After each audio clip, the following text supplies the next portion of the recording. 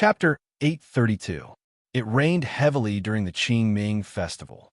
As time went by, Chang'an's city really calmed down. Those who had passed away were not forgotten, but kept in the depths of their hearts.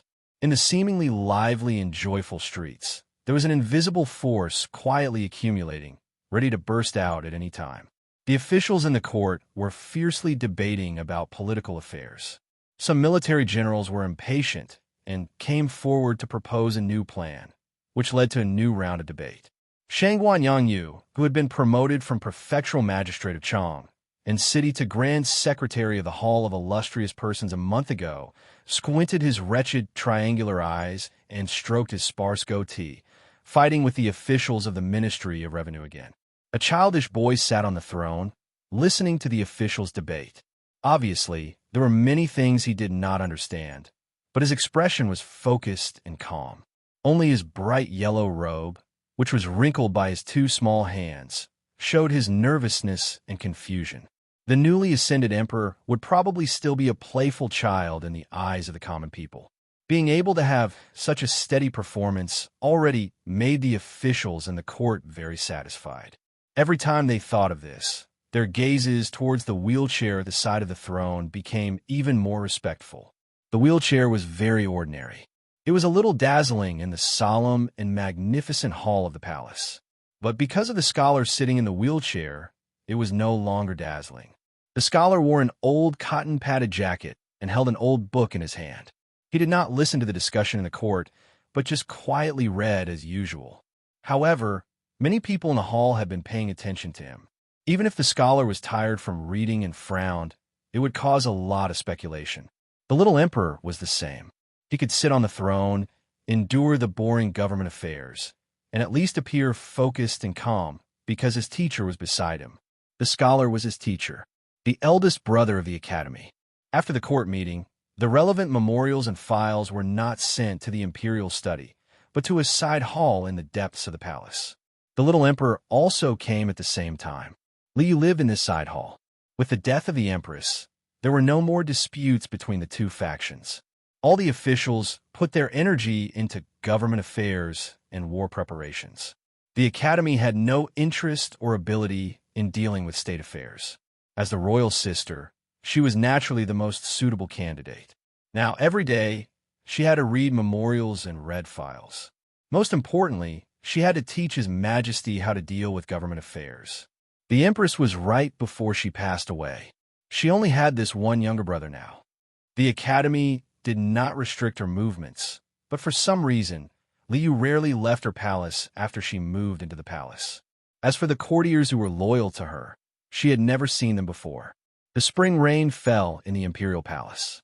After the officials walked out of the main hall, some of them could not help but look into the depths of the imperial palace, revealing a sorrowful expression. Most of them nodded to the imperial study not far away before leaving the imperial palace. After a long time, the door of the imperial study slowly opened. Ning Ke washed his hands in the copper basin carried by a palace maid and thanked her. He picked up the umbrella by the door and walked into the spring rain. At this time, the spring rain was no longer cold. It was just a lingering feeling. Moreover, the rain was so light that there was no need to hold an umbrella. Walking on the wet street was a special feeling. Ning Ke could not leave the city now, so he was used to walking around the city. He went to the old brush pen shop and found that the wall had been repaired, but the old cat was nowhere to be found. Then he returned to the house by the Yinming Lake and looked at the thin willows and dewy lotus leaves by the lake. He was silent for a long time, as usual. Eldest brother was in the palace, second brother was guarding the academy, and third sister had left. Master Huangyang had not recovered after being seriously injured by the Abbey Dean. He left Chang the day before yesterday and said that he wanted to go to the Xiankong Temple again. But this time, he was not going to study Buddhism, but to ask the disciples of the Buddhism sect to solve some doubts in his heart. Many people had died or left, but there were always people who missed or were sentimentally attached to them. However, as Ning Ke had once thought, not many people remembered Sang Sang except for the cat in the old brush pen shop and the lotus in the Yinming Lake. The yellow-haired Sang Sang, the black-haired Sang Sang, the diligent Sang Sang, the sang-sang that could be hugged in summer, and the ugly sang-sang were all easily forgotten. She was too inconspicuous. Whether she was the daughter of Yama, the successor of Light, or the incarnation of Hao Yin, she disappeared just like that. The maidservant brought a letter. Ninkei tore open the envelope and found that it was a return receipt from the letter office. There was a banknote that had been returned to him. He looked at the banknote and thought of many things. He closed his eyes and thought of many things again. He increasingly felt that he was really like a prisoner in Chong, and it became difficult for him to breathe. He thought for a long time and finally walked out of the courtyard. He looked at the driver in front of the black horse carriage and said, "It seems a bit wrong to ask you to be my driver." The driver was Wang Jinlu. After General Su Shi died in battle, he rushed back to Chong and to report the news, and then stayed in the military ministry. For some reason, he had become Ning Kei's driver now. Wang Jinglu said indifferently, "As long as you can fulfill your promise, I will do anything." Ning Kei said, "Definitely." Wang Jinglu asked, "Where are we going?" Ning Kei said, "The South City Gate." The black horse carriage moved silently on the streets in the spring rain. Not long after, it arrived at the South City Gate. The horse carriage stopped at the city gate for a long time. The rain on the walls of the carriage gradually dried, but there was still no movement. No one knew whether the people in the carriage wanted to enter or leave the city. The soldiers of the city gate department and the surrounding stalls all recognized the black horse carriage. This was because the horse carriage often stopped at the city gate for a long time in recent days. Many people's eyes fell on the black horse carriage, wanting to see if it would leave the city today. Time passed slowly. Wang Jinglu said, "There are actually many places to visit in the city." Ninkei did not speak in the carriage. He held the letter tightly in his hand, but it was as if he had seen the Empress jump in front of his eyes. He once again experienced that feeling. "Let's go," he said. Wang Jinglu lifted the reins and was ready to turn the horse carriage around. He asked, "Where to?" Ninkei said, "Out of the city." Wang Jinglu's hand that was holding the reins slightly stiffened. He said, "Are you sure?" Ninkei said, "If I don't even dare to go 10 miles out of the city, how can I kill people from 10,000 miles away in the future?" 10 miles south of Chong, and there was a pavilion. There were large patches of weeds and many graves. Ninkei first went to the joint grave of His Majesty and the Empress, and then to the cemetery of the military ministry, where many soldiers who had died in battle were buried. Then he pushed aside the weeds and came to the graves of Yin Sei and Wei Guangming. When you left, you should have seen a lot of the future. But why do people always have to die to see it? What meaning does it have to the people who are still alive? After saying this, he walked to the left and came to the newly built grave. The stone grave was very small, just as small as Sang Sang. Because there were only a few maidservant clothes, half a box of notes, and 2 boxes of cosmetics from Chinjinji Cosmetic Store. Zheng Jing and his wife stood in front of the grave, supporting each other. Mrs. Zheng's eyes were very red and swollen. It seemed that she had been crying in front of the grave for a long time. The servants of the Grand Secretary's mansion were cleaning up the incense and candles around. Ninkei came forward and said respectfully, "Father-in-law, you should take my mother-in-law back first." Grand Secretary Zheng Jing did not expect to see him outside the city. He was shocked at first, but then he understood the reason.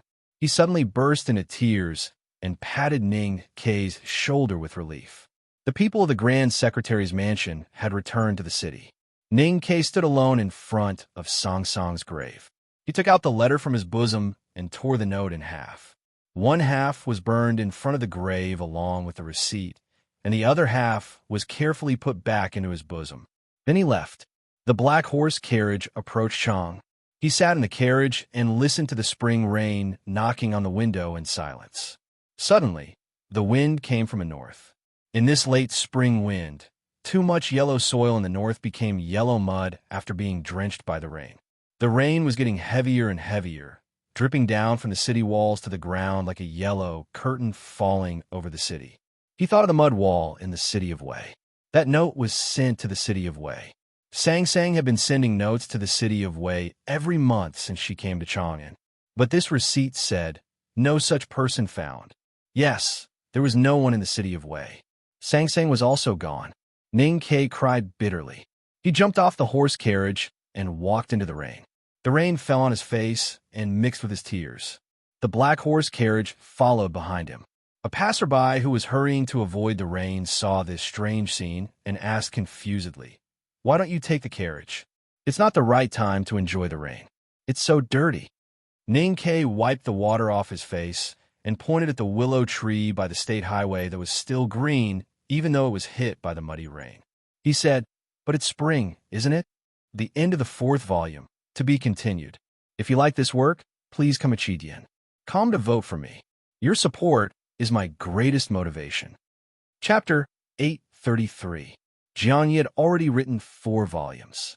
The first volume was about the empire in the morning, the second was about the lake in winter, the third was about the troubled times, and the fourth was about the year of the curtain. I like the titles of these volumes very much, because the titles and the contents of each volume could be harmoniously combined. For example, the 3 cold lakes in the 2nd volume, the 2 autumns in the 3rd volume, and the curtain falling several times in the 4th volume, the curtain falling on people or the city. At the end of the volume, I was used to chatting with everyone, reviewing or explaining. But most of the time, I just wanted to chat. The first thing I wanted to say was that I liked the 4th volume very much, even more than the 2nd. I said a few days ago that I wanted to finish the content of this volume in a few days, and then I extended it a lot. It was not because I was reluctant to finish it, nor was it because I wanted to write more. It was because I thought about it carefully and moved the content of the next volume, which was mainly about the peace talks, to the 4th volume. Because I wanted this volume to end on the yellow sand, spring rain, and Qingming festival. Jiang had been preparing to write 7 volumes since the year before last, because he wanted to compare the 7 volumes of the Tomes of Arcane in the Jishou Abbey. Now, because the plot was moved forward, and because I suddenly realized why I had to follow the Haotian Taoism, I decided to follow the path of the Academy's 6 arts, or 6 classics. The book was divided into 6 volumes. There were too many things I was satisfied with in the 4th volume. There was a sang-sang on everyone's back, and they had to flee thousands of miles in the face of the world. The bowstring was broken like a mess of a zither. Eldest brother came to the White Tower Temple, the bloody battle in the quagmire, the war in the wilderness, and Ning Ke's dream became reality. The headmaster was really as high as the sky. He borrowed a sword from the south, and then he killed the giant golden dragon and the divine general. Then he waved his hand, and the wind and rain fell. He was indeed a great foodie. The 3 of them traveled around the world, thinking about this world, and told the story of the past. By the Sisui River, Song Song's white lotus feet and dark body finally had meaning. The headmaster ascended to heaven and turned into a bright moon. It rained heavily in the human world. Ning Ke howled like a wolf in the wilderness after the rain. Then the whole world attacked the Tang Empire. The moon rose from the verdant canyon. The eldest brother Wu Ju fought against the Abbey Dean, the cicadas for 23 years. The hierarch became an idiot. Ning Ke beheaded the emperor and the millions of people in Chong and used their blades. Finally, the word appeared in the sky for the first time. I finished all the plots in 2 paragraphs. As I was writing, I was combing the images in my head, and I was even a little excited. It was the same for the 4 chapters yesterday. The Empress jumped off the city wall, which was decided at the beginning of the book. In this great romance story, there must be a couple of lovers doing this kind of old-fashioned, but sometimes very touching demonstration. In the Qing dynasty, there was also an empress who jumped off the city wall, but it was completely different. I had always liked the Empress, but it was a pity that I didn't have enough foreshadowing because of the angle and the number of words. But there was no other way. If I really wrote those things thoroughly, people would definitely say that it was a joke. The drunkard conveyed the words to Ning Ke on behalf of someone. Every death in the world is a reunion after a long separation. This was seen from Grandmaster Wang Jiao's words. Every death in the world is a reunion after a long separation. It was indeed bitter.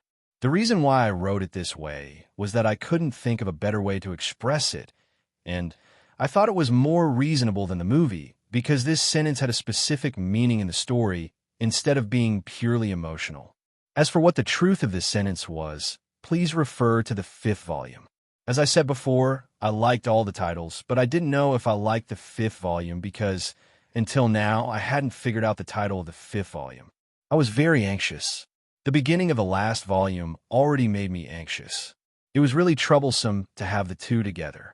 I was supposed to write it today because I had used up today's holiday a few days ago. But after thinking about it, I had to stop writing for one day. I just made up for my debt, so I didn't want to owe more. At least, I wanted to maintain the dignity of an old man. I would use next Saturday to make up for today so that I didn't owe any debt. Please understand, in April, the new chapter would be more than 160,000 words. It was not that I was too tired after writing 4 chapters yesterday, but simply because I couldn't decide on the title of the 5th volume, and the first few chapters of the 5th volume were too troublesome and difficult to write. The 5th volume was indeed difficult to write. The overall framework had already been decided. The ceiling of the human world had already been laid. The battle situation had already been decided. It was as solid as a quagmire. To break out of the situation, especially a situation with new ideas, was very difficult. I had already thought of a method, but I didn't know if I had the ability to realize that method. My current mood was like when I wrote about Fan Xian going to Jiangnan in the year of Qingyu. I was terrified to death. But looking back, this kind of panic was a very good thing because the Jiangnan volume of the year of Qingyu was without a doubt the most solid. In terms of standard, it was the best volume. So, I hoped that Jiang Ye's 5th volume could also be done to this level. But the style of the next volume would definitely be completely different from the one in the year of Qingyu. I had my own ambitions. I wanted to put the large and open things into a very small bag and cover the dark and bloody things with beautiful silk. I hope that by the end of the 5th volume, everyone will feel that the method I chose was awesome and innovative. Then, I will feel happy. I will report this to you and look forward to your encouragement. After finishing the 1st volume, Jiang Yi held a very successful book review competition. Today, when the 4th volume ends, the new book review competition will also officially begin. Everyone is welcome to participate. For the specific details, please go to the book review section to take a look at the top posts. In another 2 days, I will also specially post a single chapter. Finally, I sincerely wish you a happy life, good health, good luck in everything, and happy reading. Good night. To be continued. If you like this work, please come Chidian. Come to vote for me. Your support is my greatest motivation. Chapter 834. The gate of the divine kingdom was destroyed. The vault of heaven shook, and then cracks appeared. Countless white stones, neither gold nor jade, burst out from the cracks, pierced the blue sky, and fell to the human world with a whistling sound. Tens of thousands of meteorites with fiery tails fell on the quiet ocean, setting off terrifying huge waves and scorching hot fog. Countless birds and fish died, and their bodies rose and fell with the waves. Among the meteorites all over the sky, there was a stone that was different from the others. It was an almost transparent crystal. It drew a bright arc in the vault of heaven and fell to the cold snow sea in the far north. It was almost the everlasting night here. The dark night was like a curtain. Under the dim starlight, one could see a majestic and terrifying snow-capped peak. The snow-capped peak was very high, and its peak seemed to pierce the night sky. The crystal-like transparent stone flew from afar and drew a bright line in the air, illuminating the dark night sky for a moment, and then crashed into the snow-capped peak. With a boom, the thick snow that had accumulated for thousands of years fell down, revealing a piece of cliffstone. One could vaguely see a dark hole with a circumference of 10 feet, which might have penetrated deep into the belly of the mountain. The falling snow continued to fall, and it didn't take long for the hole to be filled up. The sound of the collision dispersed to the high night sky, the ice sea and the Black Sea on both sides of the snow-capped peak, and the world became quiet again. Except for the sound of the frozen trees cracking, the world around the snow-capped peak was absolutely quiet. This state lasted for a while, and suddenly there was a whistling sound of wind, followed by a heavy rain. This was the northernmost part of the world, the coldest and the darkest place. It had never rained for tens of thousands of years, but this rain lasted for several months, as if it would never stop. The heavy rain kept falling, and the snow on the surface of the hot sea was beaten into countless black holes, which looked like the exits of an ant's nest. The Black Sea on the other side of the mountain was also shaken by the heavy rain, and the ink-like seawater was covered with tiny bubbles of various shapes, which looked a little disgusting, but also like there were many schools of fish in it. At the same time, the snow on the snow-capped peak was constantly washed away, and the original color of the mountain was gradually revealed. It was a deep black, mottled with the remaining ice and snow. The heavy rain, which had lasted for several months, suddenly stopped at a certain moment. It was very sudden, just like the moment when the sky began to rain. The world around the snow-capped peak became quiet again. Suddenly, a hurricane came from the night sky and blew away the dark clouds, revealing the starry sky and the new moon. The quiet Black Sea was blown by the hurricane, and the snow on the surface of the hot sea was blown away by the white smoke. The traces left by the rainstorm were instantly wiped away. The silence after the wind stopped was suddenly broken by a voice. It was as if someone had pushed open a door between heaven and earth. That door had not been opened for tens of thousands of years and had long been rusted. That was why the creaking sound was so heavy. The sound became louder and louder, echoing between heaven and earth. The world of ice and snow seemed very uneasy. The surface of the hot sea cracked open, and some peony fishes jumped out from the depths of the sea. They were instantly frozen into transparent jade fish by the severe cold. Another dozen black crows flew over from the south, cawing and perched on the frost-covered branches. The black crows looked at the snow-capped peak where the sound came from. This snow-capped peak was the farthest, coldest, and highest peak in the world. It was mottled by the rainstorm a few days ago, and now it looked like a rusty iron stick standing between heaven and earth. A dark stone edge appeared in the middle of the snow-capped peak, and it was spreading and expanding at a speed visible to the naked eye. The heavy rocks of the mountain were deformed and torn by friction, constantly making ear-piercing sounds. The horrible creaking sound was not the sound of the rusty door being pushed open, but the rusty iron stick about to break. As time went by, the sound of the cliff breaking became more and more clear, and the black stone crack became bigger and bigger. The upper half of the snow-capped peak fell backward faster and faster. Finally, one day, the snow-capped peak broke in the middle, and the upper half of the mountain fell into the Black Sea behind the mountain with deafening sounds of friction and collision. Heaven and earth shook, and huge waves dozens of feet high were set off in the Black Sea. The shells and sand that had sunk to the bottom of the sea for tens of thousands of years were shaken out of the sea, scattered everywhere, and then swept away by the huge waves. More than 10 days later, the tide suddenly rose on the coast of the great river kingdom. The fishermen were very surprised. They could not understand why there were waves when the sky was clear and there was only a gentle breeze. No one knew that these waves came from the farthest Black Sea. The Black Sea and the remaining half of the snow-capped peak had brought many shocks and doubts to the human world. At this time, the snow-capped peak had become quiet again, and the bright moonlight and starlight quietly shone on the broken section of the snow-capped peak. The broken section of the snow-capped peak was not smooth, and it looked like the broken stubble of a willow tree that had been forcibly broken. Sharp rocks protruded from the black cliff, like a dangerous stone forest. There was a white spot among the black cliff rocks. It was a naked woman. Her skin was as white as fresh snow. No matter the warm moonlight or the cold starlight fell on her body, it did not leave any color, only pure whiteness. Her eyes were closed, as if she was sleeping. Her slender and slightly curled eyelashes did not tremble at all. Her appearance was ordinary, or it could be said that there was no special feature, and there was a childish feeling between her eyebrows.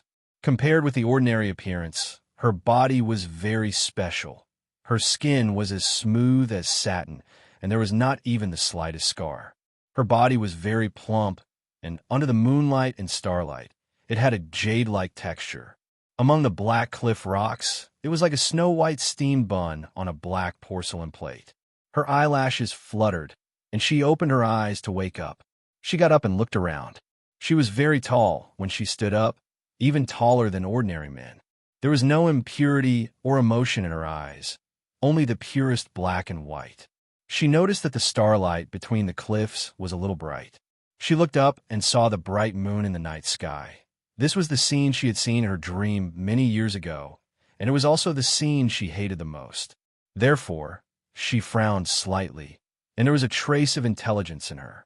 She finally had the breath of life. The snow-capped peak was the highest place in the world.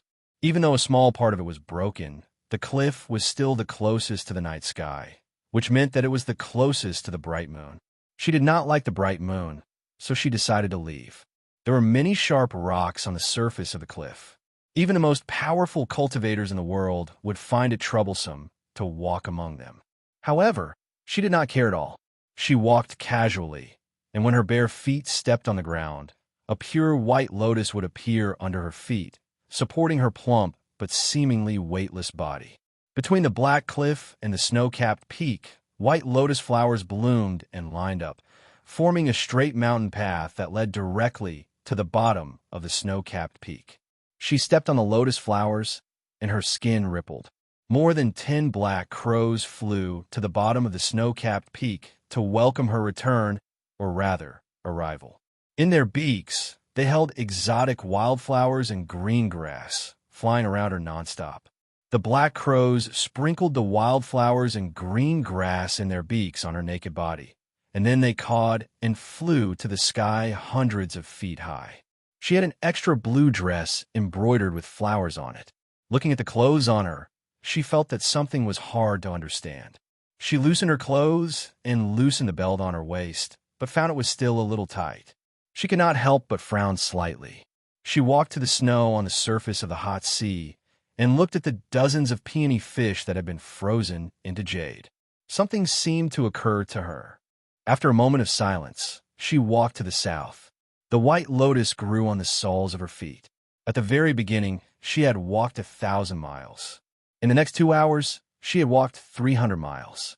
Then it took her a day to walk to the edge of the snowland.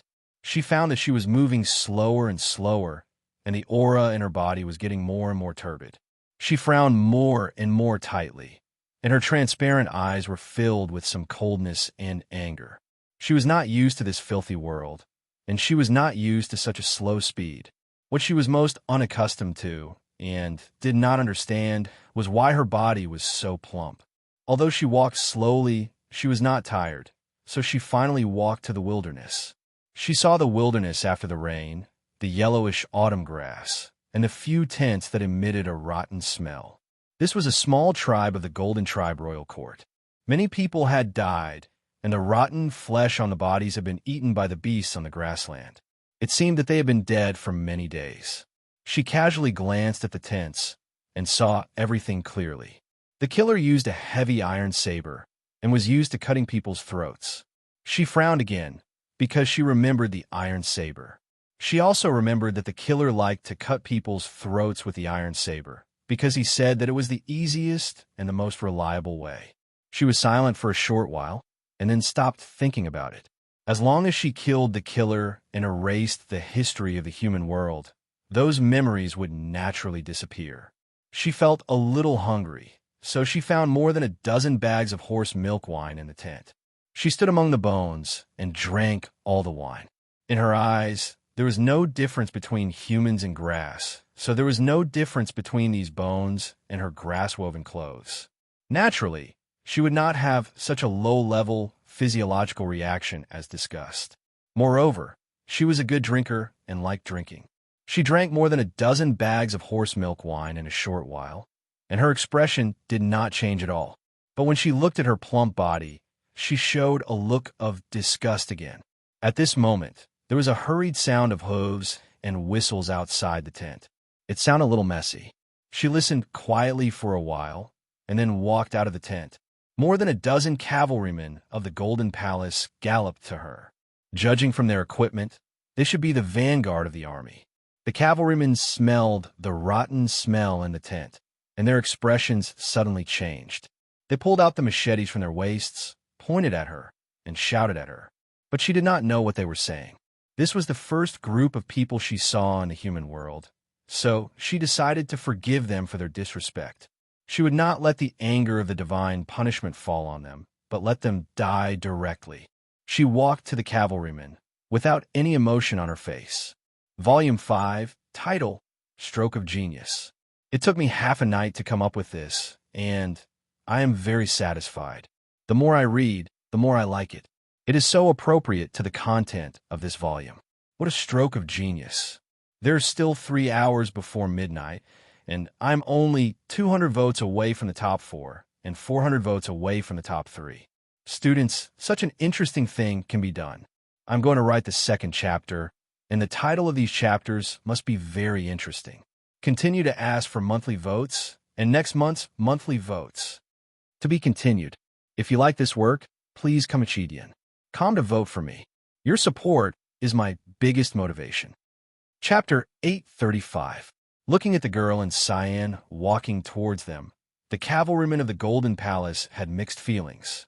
Some were confused, some were shocked, and some were vigilant.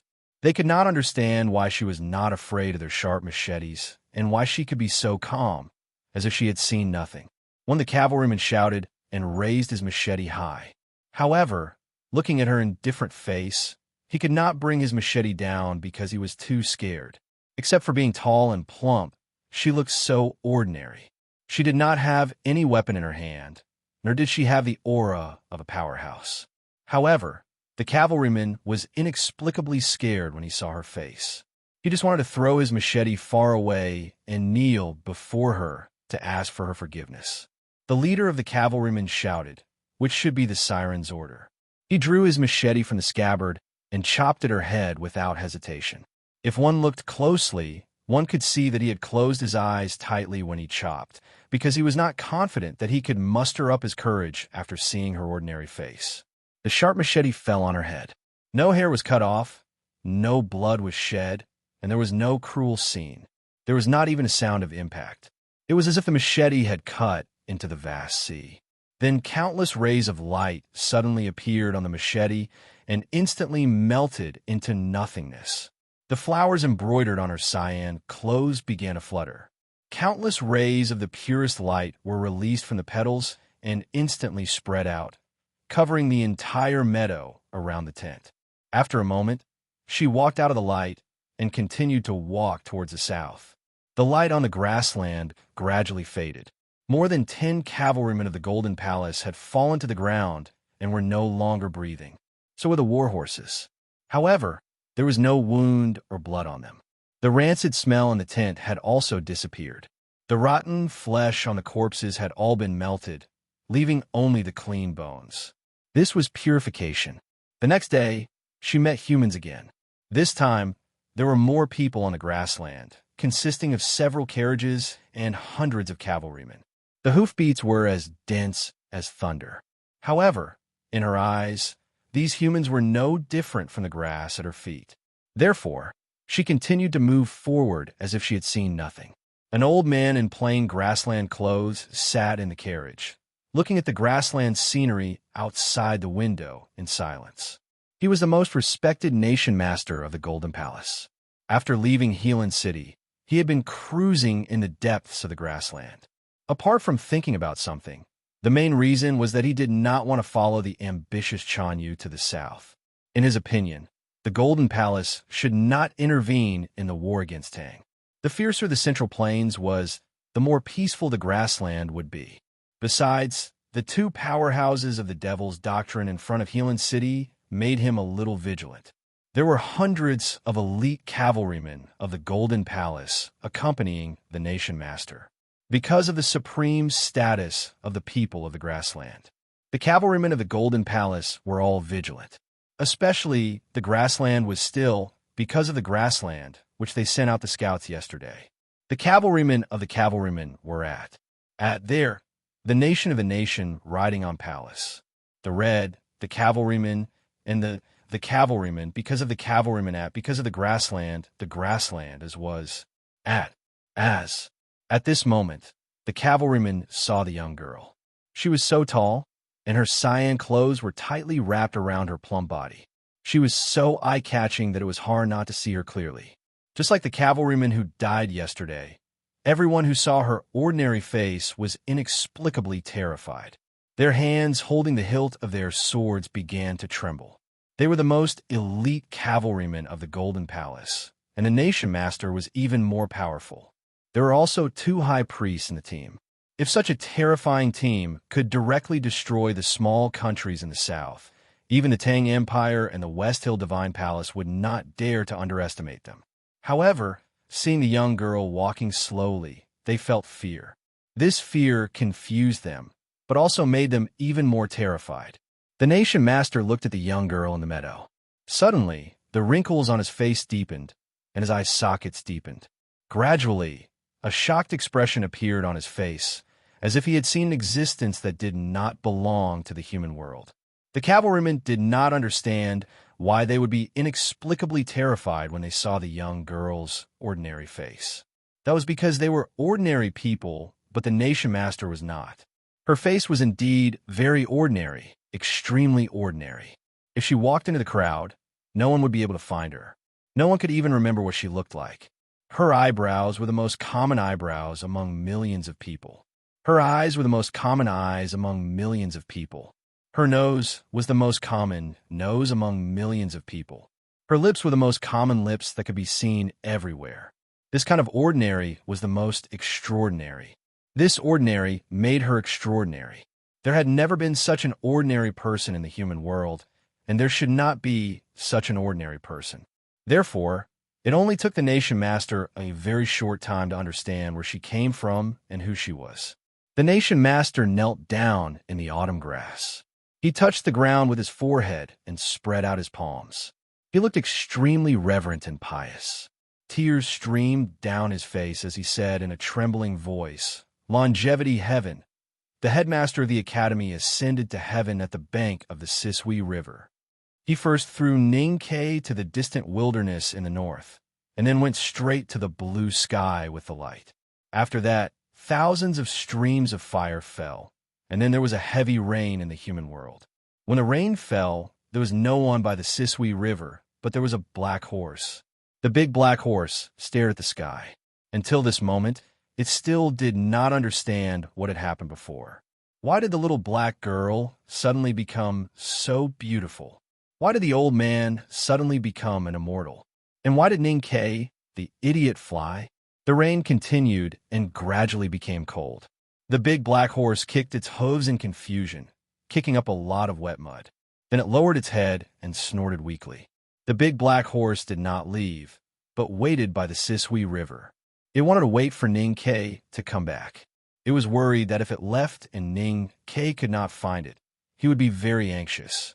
Of course, the most important reason was that if Ning-Kei did not come back, the carriage made of stainless steel was too heavy for it to drag back to Chang.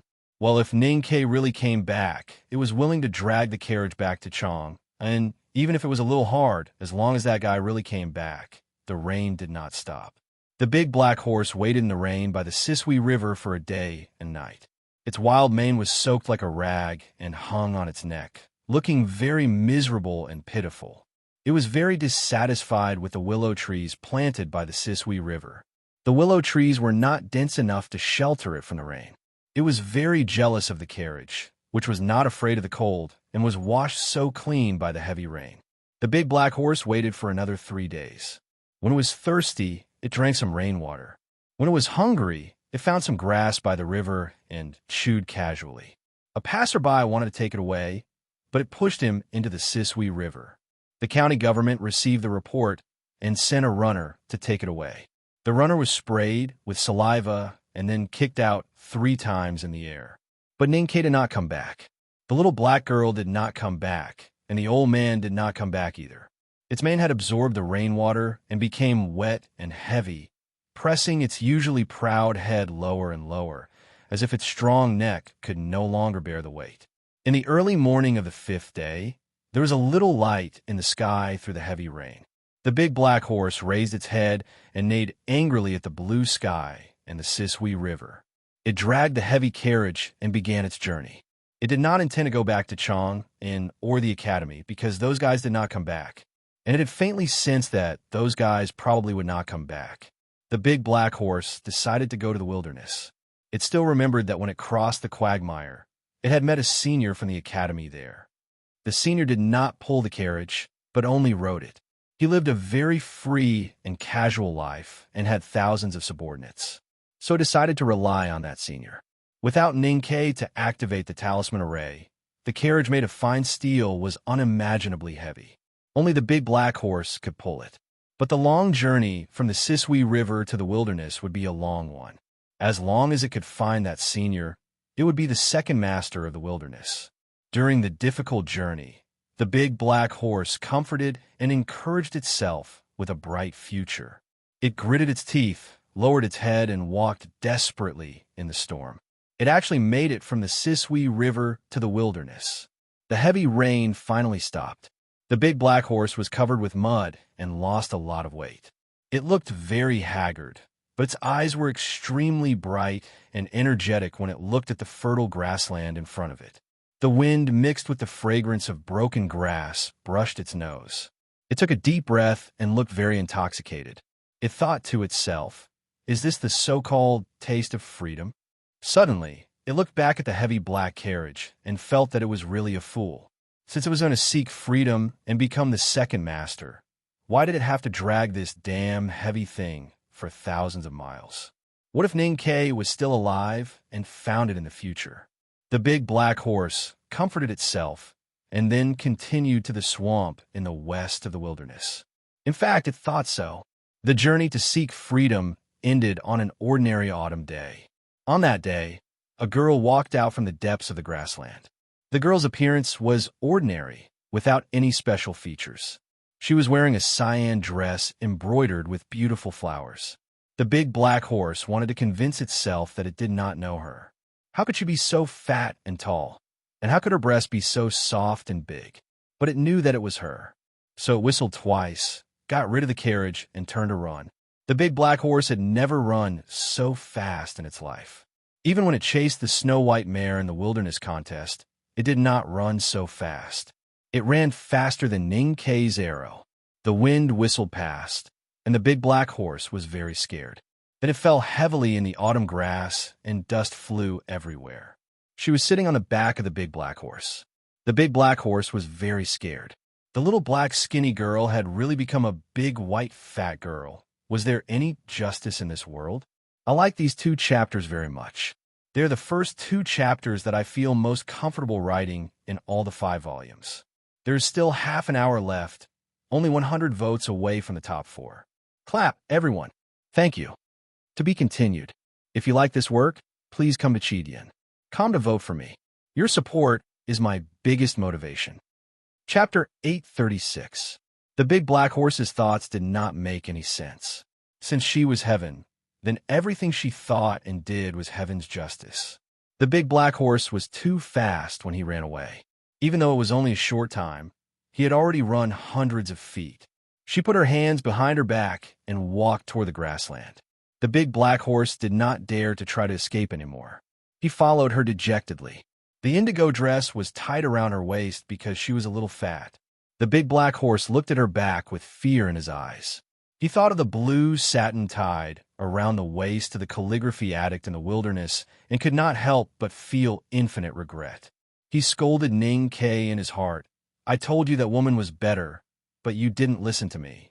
Returning to the original spot, she looked at the dusty black carriage and walked in after a moment of silence. She saw the old black umbrella and the iron box in the corner of the carriage. She sat beside the iron box and reached out her fingers to slowly stroke the surface of the box. She smoothed the scattered dust. Her fingers were very steady and the dust was evenly smoothed. Then she looked at the faintly visible Tianchi mountain in the southeast, still silent. The big black horse knew what he should do. He stepped on the grass and was ready to move forward. Sweat oozed from his dark and smooth skin and instantly wet his dirty mane. He was annoyed and had used all his strength, but still could not move the carriage one step. She reached out her right hand and put it on the wall of the carriage. No one knew what she did. A very faint light flashed, and the talisman array on the wall of the carriage was instantly activated. The carriage began to move forward.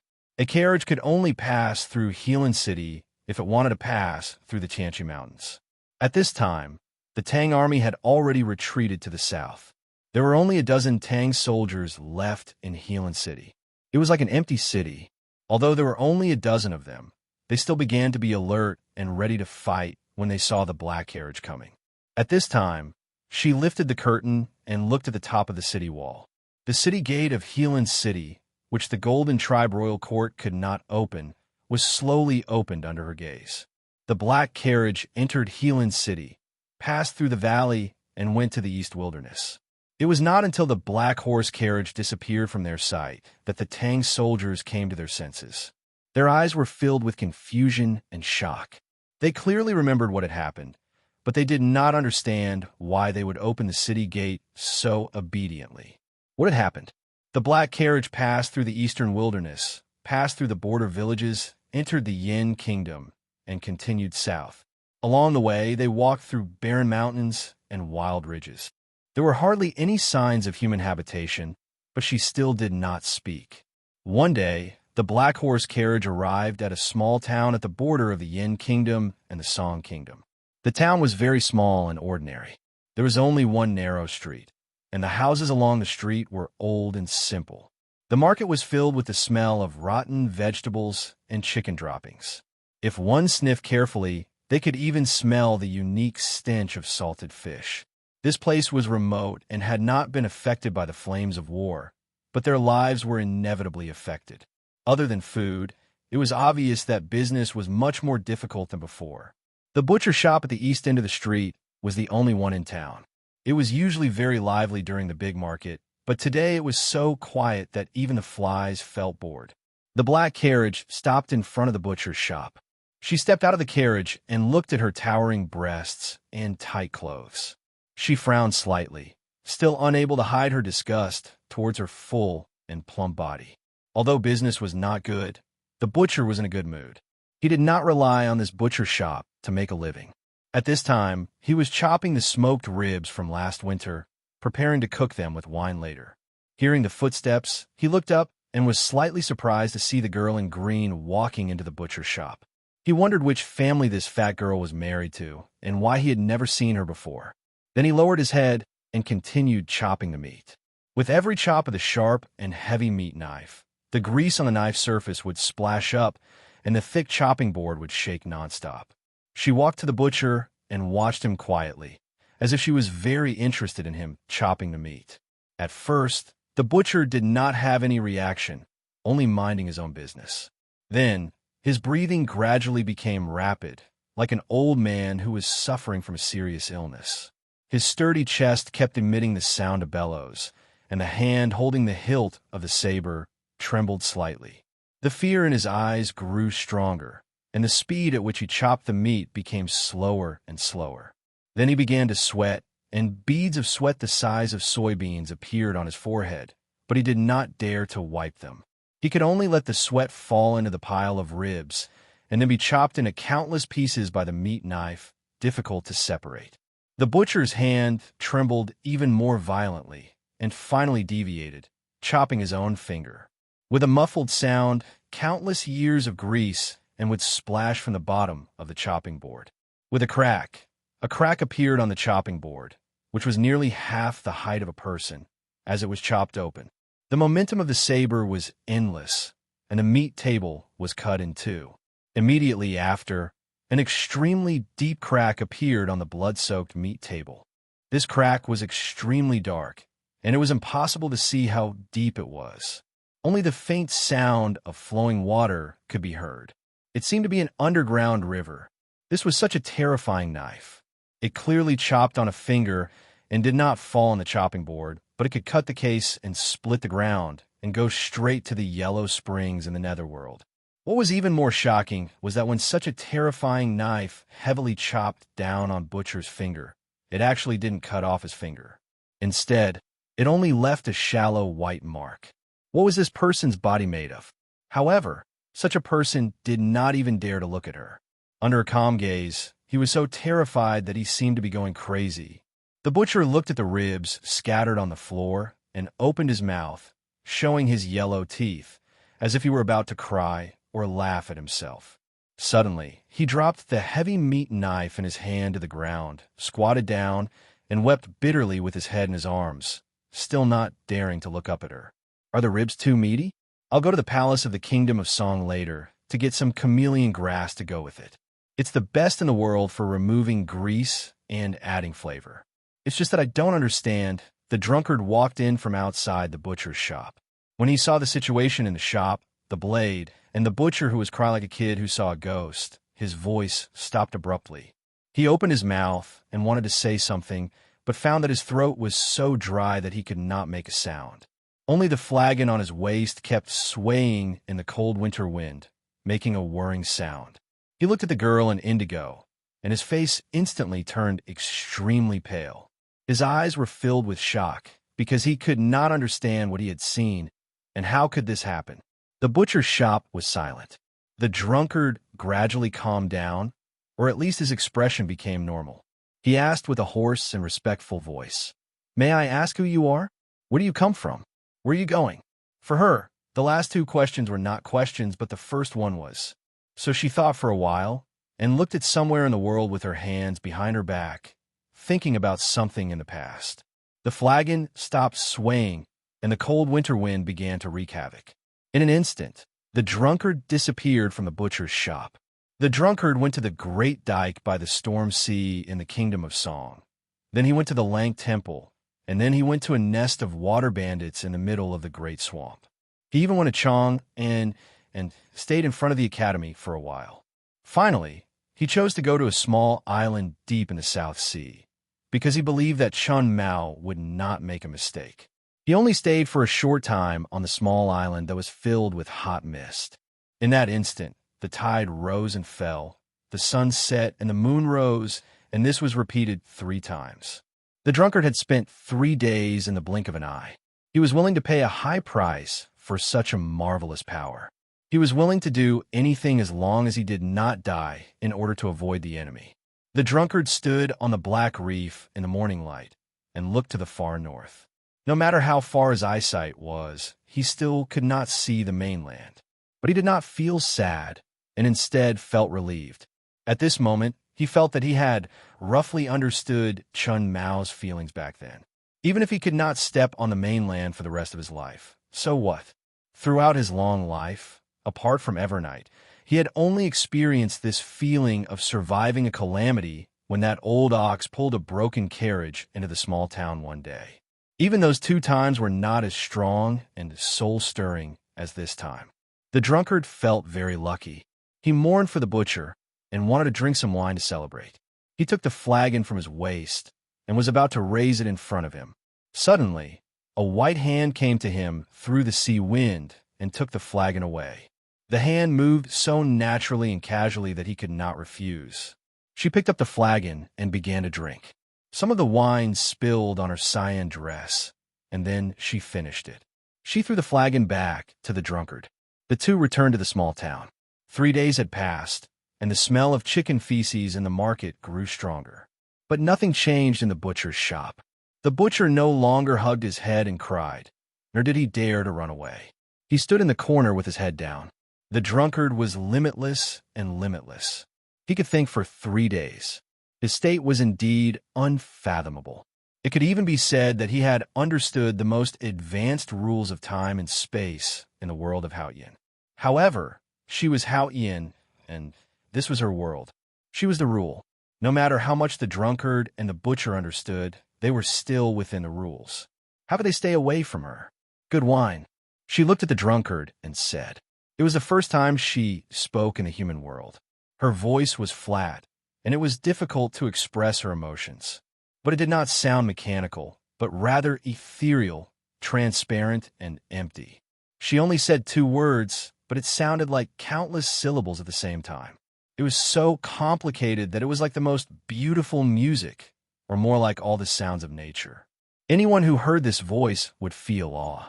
The higher the state, the more they could feel the holiness in the voice, and the more they wanted to worship such a great existence. Even the drunkard and the butcher felt the same. I'm really not feeling well today. It's hard to write. This is the first chapter. Keep up the good work. Please vote more monthly and try to finish the next chapter before 12:40. To be continued. If you like this work, please come to Chidian. Come and vote for me. Your support is my biggest motivation. Chapter 837. Preserved meat needs to be smoked with pine smoke for a month to be tasty. She looked at the butcher and said the second sentence in the human world. The butcher's shop became even quieter after she said that. The drunkard and the butcher had complicated expressions on their faces. They were a little shocked and a little confused. First praising the wine, then the preserved meat. In their imagination, how could they hear such mundane words coming out of her mouth? She frowned slightly. She probably didn't expect herself to say that, and she couldn't understand why she still remembered those meaningless things in her consciousness and even said them out loud. After she said those two sentences, the sacred sound of nature coming out of her body gradually became normal. It was still ethereal and quiet, but no longer complicated and incomprehensible. The drunkard asked her 3 questions. Those were the 3 questions that he had never figured out in his long life. They were also the answers that many philosophers and priests in human history were still searching for until their death. The reason why he asked her was that he hoped that she also didn't figure out the 3 questions that seemed a bit mundane because they had appeared too many times, but were actually still ingenious. He wanted to distract her a little so that he could escape again. However, as he sighed in front of Chong, and since Hao Ian had come to the human world, how could she not find him and the butcher? In fact, she never thought about why the drunkard asked those 3 questions. She had already found the answers to those questions. Or it could be said that those 3 questions were meaningless to her before, but now they were meaningful. That was why she looked into the distance thoughtfully with her hands behind her back. Finally, she made a decision. Looking at the drunkard and the butcher, she said emotionlessly, "If the first question refers to the name between us, you can call me Sang Sang." Her name was Sang Sang. She was Sang Sang. But after she decided to use that name, she suddenly felt a great hatred, just like how she hated the 2 sentences about wine and meat. Hearing the name, the drunkard and the butcher confirmed it. Their unwillingness and fear gradually subsided, and they smiled bitterly. The drunkard said respectfully, "I heard that you have returned to the divine kingdom, but I didn't expect you to still be in the human world." Sang Sang said, "I have something to do." The butcher glanced at the drunkard, but the drunkard didn't seem to notice it and didn't respond to him. Sang Sang asked, "Are you too willing to work for me?" The drunkard said bitterly, "It's a great honor to do things for heaven, but we've been hiding in front of you for tens of thousands of years. We're exhausted." She looked at the furnishings of the butcher shop with her hands behind her back and said, "The 2 of you can be considered strange among ants. You can already fly very high, but you still want to live in such a shabby ant hole. How foolish." The drunkard said, "The divine kingdom of Hao Ian is your residence. We dare not disturb you." Sang Sang said, "I will grant you immortality." The drunkard and the butcher remained silent. If faith could bring them eternal life, they would have joined Hao Ian Taoism and become the most devout followers of Hao Ian before the last everlasting night. Sang Sang looked at them and said indifferently, "The real immortality." The drunkard and the butcher saw her eyes and could not leave. Her eyes were transparent and beautiful, without any impurities. There was real starlight in the deepest part of her eyes, and every starlight was an independent divine kingdom. Those divine kingdoms were formed by the fascinating origin of the world and had a kind of eternal beauty endowed by time. No matter how the world changed, it was still solemn. What shocked them most was that they saw the existence of self-consciousness in that divine kingdom. As the self-consciousness fluctuated, the perfect lines formed by rules changed into countless lights and shadows. The drunkard and the butcher gradually bent their knees and knelt in front of her. They had been hiding from Hao Ian for tens of thousands of years, but they were finally found by Hao Ian. They saw the divine kingdom that Hao Ian gave them and believed that it was real. What else could they ask for? Sang Sing walked out of the butcher shop, followed by the drunkard and the butcher humbly. She waved her hand, and the reins around the neck of the big black horse fell off like petals and separated from the carriage. She took out the big black umbrella from the carriage and held it in her hand. She turned around and looked at the drunkard, saying emotionlessly, "Tell him that every death in the world is a reunion after a long separation." After saying that, she led the big black horse and left the small town. The drunkard and the butcher stood at the door of the butcher shop and watched the person and the horse go away. They did not speak for a long time because they were still in extreme shock and even doubted that what they saw today was fake. Hao Ian's arrival in the human world was not recorded in any religious classics or even in myths and legends. According to the description of Taoism, Hao Ian was the beginning of all things in the world. It was shapeless and could have countless shapes. It could be as big as the universe or as small as a grain of sand. It was omniscient and omnipotent. It was not so hard to imagine that it could turn into a white and fat girl and fall into the human world. However, the drunkard and the butcher still could not accept the reality because they could not imagine that Hao Ian could have the shape of a human, and they could not imagine that they really had a conversation with Hao Ian. After a long time, the drunkard and the butcher recovered from the shock. The butcher looked at the heavy carriage and said, "It's a long journey to Chong, and the carriage is too heavy. Hao Ian did not allow me to help you, so I have to trouble you." The drunkard said, "I did not resist or hide, so there was no punishment. Although I did not dare to resist, I tried to escape. This is the punishment for the limitless state that I was most proud of. Who could reach the limitless state while carrying a carriage that was as heavy as a small mountain?" The butcher said after a moment of silence, "Go to the academy in Chong and check on Ning Quebec. Since Hao Ian valued him, there must be a reason. If it doesn't work, kill him." A white, fat, and tall girl led a skinny black horse and walked in the woods, lakes and rivers in the human world. No one knew who she was, where she came from, or where she was going. She wore a blue dress with flowers. Because she was a little small, or because her body was much more voluptuous than the design, the dress was always tight, revealing her soft and elastic curves. She led the black horse to some places, including small towns, big cities, and rural villages. Some men occasionally looked at her body in a strange way, but she did not care. Some women looked at her and turned away in disgust, but she still did not care. No one cared about the comments of ants. When passing by a county in the kingdom of Song, she suddenly felt hungry and wanted a bowl of noodles. The feeling of hunger was not unfamiliar to her body, but to her, this feeling was still unfamiliar. Moreover, it was filled with a lowly biological nature, which made her feel very disgusted. More importantly, according to God's calculation, even if she was a little fat now and needed to eat more, she should not need to eat for at least half a year after drinking a dozen bags of horse milk wine in the wilderness and drinking thousands of barrels of wine in the drunkard's flagon in the small town. Then why was she hungry? She thought about this in silence, but did not notice that she had led the black horse to the front of a noodle shop. It was late winter, and the streets of the county were covered with a thin layer of snow, which was then trampled into black mud by pedestrians. She had not worn shoes since she came out of the broken peak. Her feet were as naked as lotuses, which were particularly eye-catching in the black water.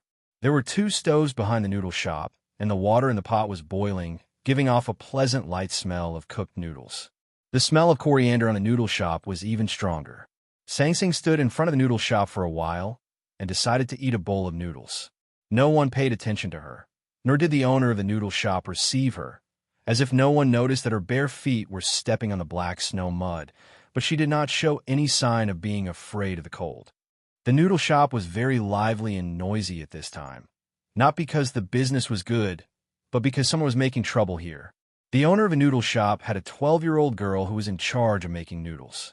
Some green-skinned ruffians wanted her noodles and flirted with her, saying that the noodles were the best. Thus, this noisy dispute occurred. Although the father of the noodle shop was trembling with anger, he did not have the courage to pick up a kitchen knife to reason with them. The ruffians' voices became louder and louder. "I want to eat noodles." Sang Sang looked at the owner of the noodle shop and said in an awkward tone, because she felt that eating noodles was very awkward in itself, and the owner of a noodle shop was even more awkward than her, so he naturally ignored her. Sang Sang was a little unhappy and said with a dignified expression, "I want to eat noodles." Still no one paid attention to her, and the ruffians began to yell and smash the noodle shop. It was a mess. Pots and pans were thrown everywhere, and a full basin of coriander fell on the ground. Sang Sang looked down and saw the coriander mixed into the black snow mud. She felt a little pity, and then she began to hate her own reaction because the feeling of pity was also very cheap. The smashing sound became louder and louder.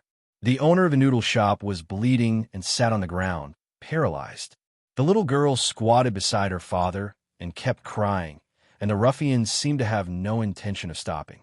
Sang Sang forgave the owner of a noodle shop for being disrespectful and felt that the sesame seed cake across the street also seemed very fragrant. However, when she was about to leave, she heard the owner's painful prayer. "God, if you have eyes, why don't you take care of these bastards?" Sang Sang stopped and slightly lowered her head. The big black horse looked at her and vaguely felt that he was about to witness the most famous scene in the history of religion. He could not help but feel excited and kept puffing white mist. The cursing and praying of the noodle shop owner continued, but Sang Sang's face showed no expression. She turned to look at the ruffians. The ruffians were smashing things, and one of them was holding a kitchen knife. He was waving it randomly, and he kept cursing and looking very excited. F***CKU. Even Houtien can't save you today. This is the second chapter. It was really hard to write, so it was late. There's still the third chapter. I will continue to write and try to finish it earlier, but it may be difficult. Anyway, I will sleep after finishing. To be continued. If you like this work, please come and vote for me. Your support is my biggest motivation. Chapter 838.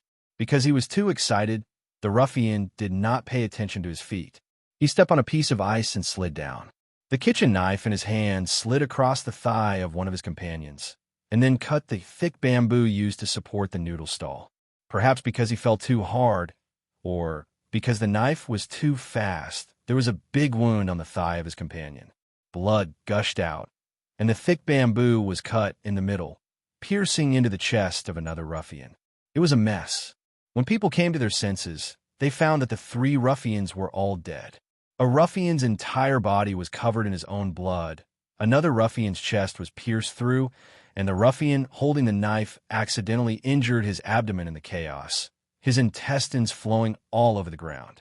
It was a very bloody scene and a very shocking change. Whether it was the onlookers or the father and daughter of the noodle stall, they all looked extremely pale and could not come to their senses. "Cook noodles for me." Sang Sang looked at the stall owner and then frowned slightly. She found that not only the coriander was missing, but even the chili oil had been spilled.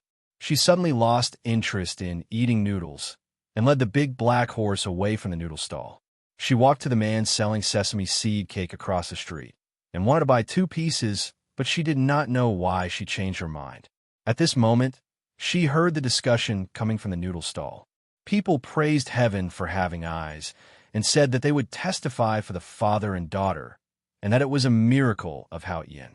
Someone also mentioned the Taoist temple outside the county and asked the father and daughter to go to the Taoist temple to fulfill their vows, saying that the Taoist knew there was a really kind person. Then a woman sighed, saying that good people did not have a good life and that the Taoist knew was dying.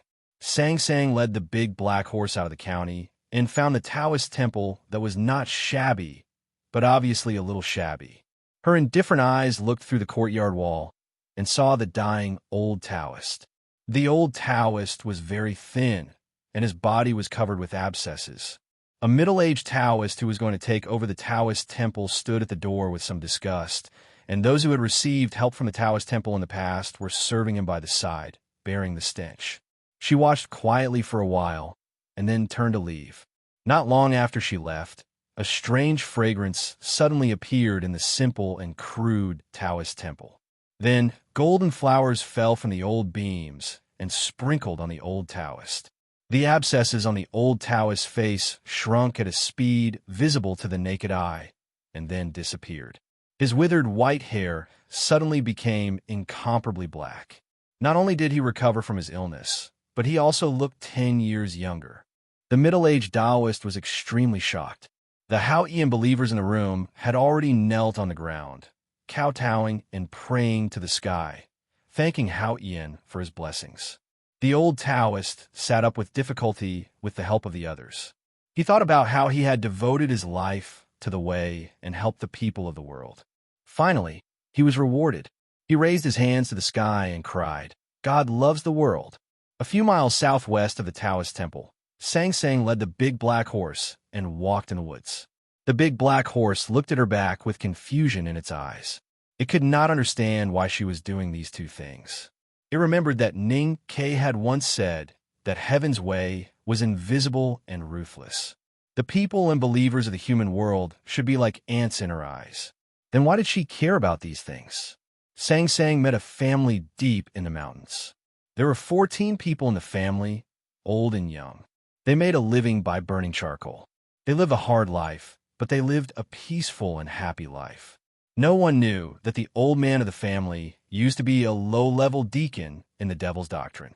After the Devil's Doctrine was destroyed, he escaped into the mountains and married a local woman. However, he could not forget his family background. When his children grew up, he began to teach them the skills of the Devil's Doctrine. Those skills were naturally not advanced, and they were useless in the mountains and forests. The old man just wanted to find peace of mind. After Sang Sang left, the charcoal kiln suddenly collapsed and ignited the dry firewood in the yard. The fierce fire burned the family into snow-white ashes.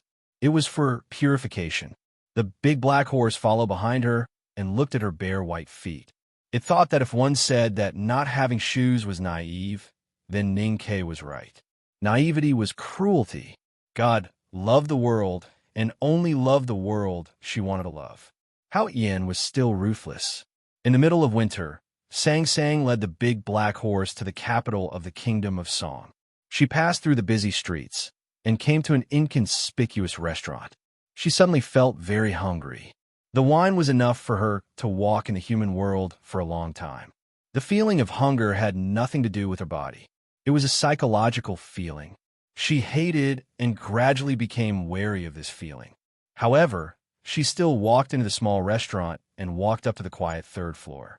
She ordered 18 dishes without a menu and a plate of iced sweet mashed taro. She had been to this restaurant before. She remembered the names of the dishes and the desserts. Everything was exactly the same as the last time she came. It did not take long before the iced mashed taro was served. Then, 18 plates of hot and cold meat and vegetable dishes were also served, filling the table in front of her. Sang Sang did not pick up the chopsticks. She looked at the dishes on the table for a long time. Then she remembered what the man said to her in the restaurant last time. "You have to try this dish. Poor girl, you haven't had a good life with Ning Ke all these years. You have to know that there are so many delicious and fun things in the human world. You should follow me and enjoy life these days." She slowly closed her eyes and remembered what the man said to her by the Sisui River. "I took you to eat the best roasted lamb leg in the world and the most exquisite 18 plates in the Kingdom of Song. I took you to eat the most delicious instant boiled mutton in the grassland. I took you to eat peony fish and oyster soup. I took you to see the snow-capped peak and went boating on the sea. I even let you and Ning Ke get married. I took you to eat all kinds of delicious food in the human world. I took you to enjoy all kinds of beautiful sceneries in the human world. I let you experience the greatest happiness of being a human. I even let you experience a deeper feeling. In your eyes, humans are just ants. Now that you've married an ant and you've experienced the beauty of it, you've fully experienced the beauty of the human world. So, do you have the slightest desire to stay in the human world? All these years, you have tried everything to find me and invite me to fight in heaven. But have you ever thought that I also want to invite you to be a guest in the human world?" She opened her eyes. There was no emotion in her eyes. All of a sudden, a heavy snowstorm fell from the sky and covered the capital of the Kingdom of Song. Screams and people running away came from the streets. The railings of the restaurants were instantly covered with snow. It was very cold. She was angry, so the snowstorm fell from the sky. She woke up in the broken peak. When she walked to the sea of snow, she took a look at the peony fish. At first, she walked 1,000 miles in one step, but then she began to slow down. The drunkard could not avoid her, not because she was fast enough, but because she was the rule. No matter what the drunkard did, they were all hers. The reason why she slowed down was that her aura began to become turbid and heavy as she walked. She walked in the human world and began to blend into it. She looked at her plump body and understood what was added to it. It was the human power that the man left in her body. It was the beauty of the human world that the man had brought her to experience. Those low-level but stubborn auras. Looking at the 18 dishes on the table, she slowly picked up the chopsticks and began to eat. She ate very fast, even faster than the man. A moment later, all 18 dishes were in her stomach, and the iced mashed taro was also eaten up. The snow in the capital of the kingdom of Song stopped. She walked out of the restaurant and led the big black horse to the street. The street became lively again. Children were making snowmen, and some were preparing for snowball fights. A vendor took the opportunity to shout, "Sugar-coated Haws." She saw the Chinjinji Cosmetics store not far away and remembered that the man had bought her a box of cosmetic powder. Later, he bought another box in the city called Chang'an. Her expression became more and more serious, and the emotion in her eyes became more and more faint. People came and went. She stood in the middle of the street, holding the reins with her hands behind her back, proud and lonely. She did not look at the sky, because she was the sky. She looked at the human world. She could not go back, nor could she go forward. She did not allow herself to step into the human world again. This was the trap that the man set for her before he ascended to the sky, or the question he asked her. How to solve the trap? How to solve the problem? Even if she was omnipotent, she still needed time to solve such a big problem. Her expression became more and more indifferent, and her eyes were so faint that they seemed to be transparent. Not far away came the sound of someone drinking a sesame seed cake. She found that she was hungry again. She had not eaten sesame seed cake in that county. She was angry about this situation and decided to kill everyone in the capital. Suddenly, she felt something wet and soft touch the back of her hand. She looked back. Her black hair floated up, and a piece of snow was broken into the finest particles by her hair. The big black horse bent its front hooves as if it was kneeling humbly.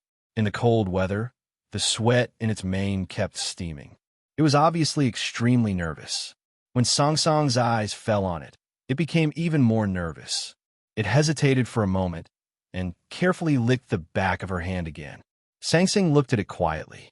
The big black horse wagged its tail desperately, showing a pitiful expression. The peddler carrying the sesame seed cake was very short. As he passed by, he kept shouting, completely unaware that he had just brushed shoulders with death. Sang Sang looked at the big black horse and asked, "Aren't you afraid of death?" The big black horse wanted to bury its head in the snow and was filled with endless regret. She turned to look at the long street and then at the human world again. But at this time, the coldness in her eyes faded. The big black horse raised its head and looked at her back, feeling much happier. The short vendor carried the sesame seed cake and ran to the other end of the street. There was a beautiful young woman waiting for him there. The two talked and walked home. The short vendor was a little proud and self-abased, and did not dare to look at the passers-by. The young woman kept greeting her neighbors. Sang Sang looked over there and said, "The love and hate of human beings are so lowly and ridiculous, but they hypocritically regard it as a belief. Why should you love such people?" The big black horse lowered its head, not daring to object, but it did not agree with her. Done in 3 chapters. There is a separate chapter below. To be continued. If you like this work, please come Chidian. Come to vote for me. Your support is my greatest motivation. Chapter 839. That woman was born beautiful, but she wasn't willing to be a servant or a concubine. She saved up money for many years, sold her personal jewelry to redeem herself, and then married this man who made sesame seed cakes. She even used her savings to buy a house on the street. After marriage, the man went out to sell sesame cakes every day, while she did needlework and housework at home. Although they lived a hard life, it was still peaceful. They shared joys and sorrows and never left each other. Thinking of these things at night, the woman admired herself. Sang Sang knew what the big black horse was thinking. She looked at the couple on the street and said, the big black horse swayed his ponytail and thought, "Isn't this a wonderful thing?" She continued, "Humans are always greedy. There will always be times when their desires are not satisfied. They will always want more from this world, thinking that they deserve more. One day, the woman will despise her man for being short and boring, so she will start to mock and ridicule him. The man will feel guilty, so he won't dare to retort. Instead, he will become even more humble, and in the eyes of the woman, he will become even more boring. Her heart will become somewhat irritated and unhappy, and one day, when she closes the curtains, the pole in her hand will fall onto the street, hitting a handsome and rich young master. When the young master sees the flesh under her skirt, his heart will begin to itch, and the woman will also begin to itch, itching to the same place. In the future, when the adultery is discovered, the woman will be ashamed, afraid, and ashamed, and will naturally have evil intentions in her heart. How would she remember the solemn vows of eternal love, the peaceful times, and only think of using all means possible to kill the short man selling sesame seed cakes, so that she can happily spend time with her lover? The wind and snow had stopped, and the snow on the eaves of the houses began to melt. As the sun moved to the west, the temperature dropped, and the water, dripping from the eaves, was frozen into icicles. Her words were like the icicles. They seemed transparent and emotionless, but in fact, they were extremely cold. They tore apart the beautiful coat of life and revealed the cruelty under the hypocrisy. The big black horse stopped wagging his tail and looked down at the snow on the street. He felt cold and knew that she could see everything. The coldness was probably the truth of the world. Sang Sang put her hands behind her back and held the reins. She walked to the street. When she passed by a house, she was suddenly called. The short man who sold sesame cakes, with a cloth bag in his hand, looked at her and hesitated. He wanted to say something, but he was too nervous to say anything for a long time. Sang Sang glanced at him expressionlessly and prepared to leave. The beautiful woman squeezed through the doorsill and took the cloth bag from the short man's hand. She looked at her and said with a cheerful smile, "Young lady, don't be afraid. We're not bad people. It's just that my husband saw you walking barefoot in the snow and felt a little sorry for you, so he wanted to give you a pair. Ordinary cloth shoes, I made them myself. Of course, my needlework isn't good, but it's still sturdy. Don't stand on ceremony." After saying that, the beautiful woman stuffed the cloth bag in her hand into Sang Sang's hand and pulled the dwarf back into the house. No one knew what she did, but the dwarf begged for mercy with a smile. Sang Sang looked at the cloth bag in her hand and was silent for a while. Then she threw the cloth bag into the snow beside the street and walked on with her hands behind her back. The big black horse felt it was a pity. A great aunt next door saw a young man walking across the street and greeted him with a smile. "Sir, where are you going? Do you want to have a cup of tea?" The young man was handsome and had an extraordinary spirit, especially his eyes, which seemed to be able to speak. The most pleasing thing was that he was amiable, and even when talking to the great aunt, he was extremely gentle. Sang Sang did not care about these stories and walked out of the capital. The young man exchanged a few words with the great aunt and was about to have a cup of hot tea. Unexpectedly, when he walked up the stone steps, several icicles hanging from the eaves suddenly broke and fell to the ground. With a few sounds, his chest and abdomen were directly pierced by the icicles, and he died just like that. Suddenly, there were countless exclamations on the street. Walking out of the capital of the kingdom of Song, Sang Sang led the big black horse and looked somewhere in the southwest direction. Her face was as white as the moon, but there were countless fine lights emerging and then destroyed in the depths of her eyes. It was like countless knives appearing in the wind and snow. The wind and snow were like knives, and when they fell on people's faces, they would leave deep marks. Chun Pippi covered his face with an old cloth and walked with difficulty in the wind and snow with his head down. From time to time, he would look back at the handcart behind him to make sure that his father, who was lying in the carriage, was safe and that the quilt covering him had not been lifted by the wind. It had been a few days since he left Chang'an. He did not know where the violent black wind had gone, but it had rushed into the wind and snow again. Because of the war, this village had been fortified, and there was no food to be found. It was even more impossible to find a horse carriage. He only found a somewhat broken handcart. When he walked into a forest, the wind and snow gradually subsided. Chun Pippi stopped the handcart under a big tree. He did not stop to rest, but dug a stove and began to cook porridge and medicine. When the medicine was ready, he walked to the side of the carriage, lifted the leather mattress off his father's face, and began to feed him medicine. The invincible Abbey Dean of Jisho Abbey was now just an old man who was seriously injured and on the verge of death. But the expression in his eyes was still so calm, and there was no expression on his face. In a shocking battle in Chang, and he was finally defeated by the character written by Ning Kei, and his body was cut by thousands of knives. The most terrifying thing was that the knife intent was mixed with the aura of the human world, like dirty ink, and mixed into his wounds. No matter how he washed it, it could not be washed away, even with the West Hill divine skill. Chun Pippi let him take the last heavenly power pill, but it could only temporarily prolong his life, and could not make his injuries better. He was very silent along the way, even when he was feeding medicine, because he was seriously injured and could not speak, and because they had not seen each other for many years. It was a very strange relationship between father and son. After feeding medicine to his father, Chun Pippi tucked the corner of the mattress and then sat in the snow pile beside the carriage. He held a big bowl of hot porridge and began to eat. Although the snow had stopped, the cold wind was still raging. The snow on the trees was blown off by the wind, falling on the cart and also into his bowl. He looked at the falling snow and suddenly had an idea to speak. "You know that the headmaster is right, so why do you insist on this path?" Hearing that he finally spoke, Chun Pippi smiled and said, "Which path am I taking?" Chun Pippi knocked on the edge of the bowl with his chopsticks and said, "You are a man of great wisdom, and you should be very clear that humans and Haotian will eventually be irreconcilable.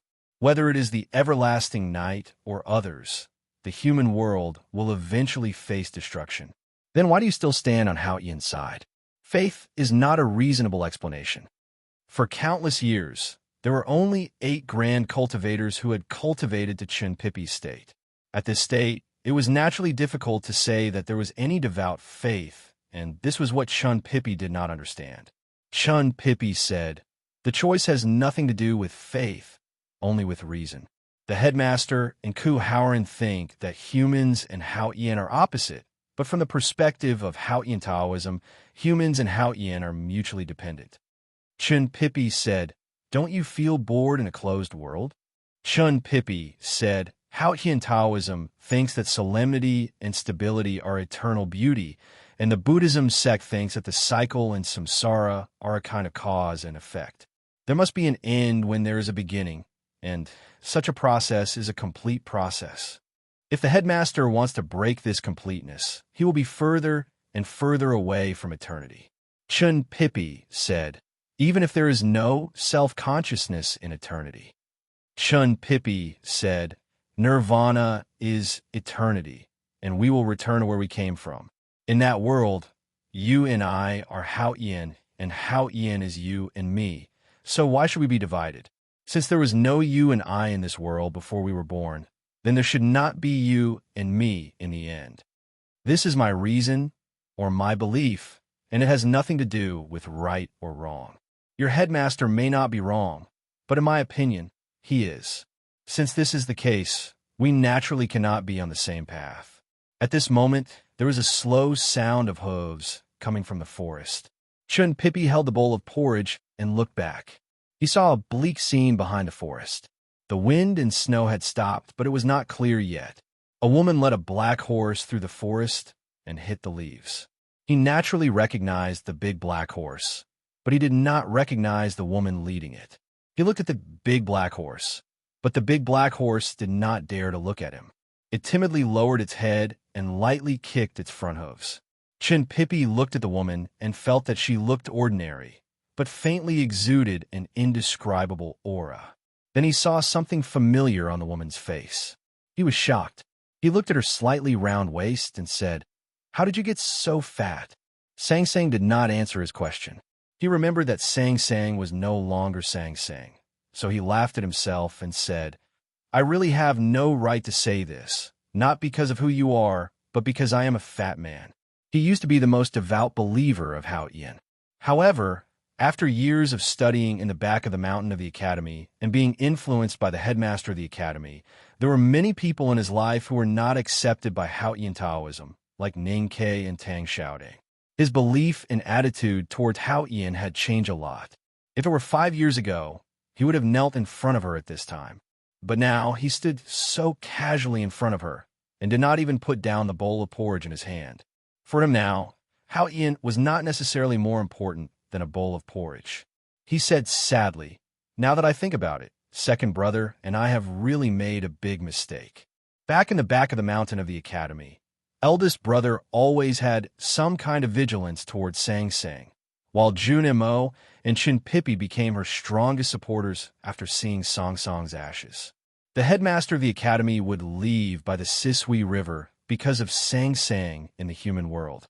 It was naturally impossible to say that Jun Mo and he did not have a trace of regret in their hearts. Although we often can't make up for our mistakes and we may not have the ability to make up for them, we have to try once in our lives so that we can feel at ease. Chin-Pippi looked at her and said seriously, with an admirable smile on his slightly chubby face.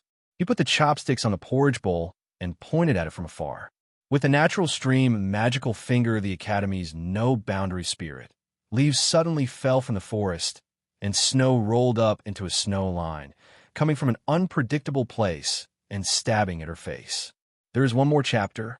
It will definitely be very late, or it will be written at 6 or 7 in the morning. You can all get up and read it tomorrow.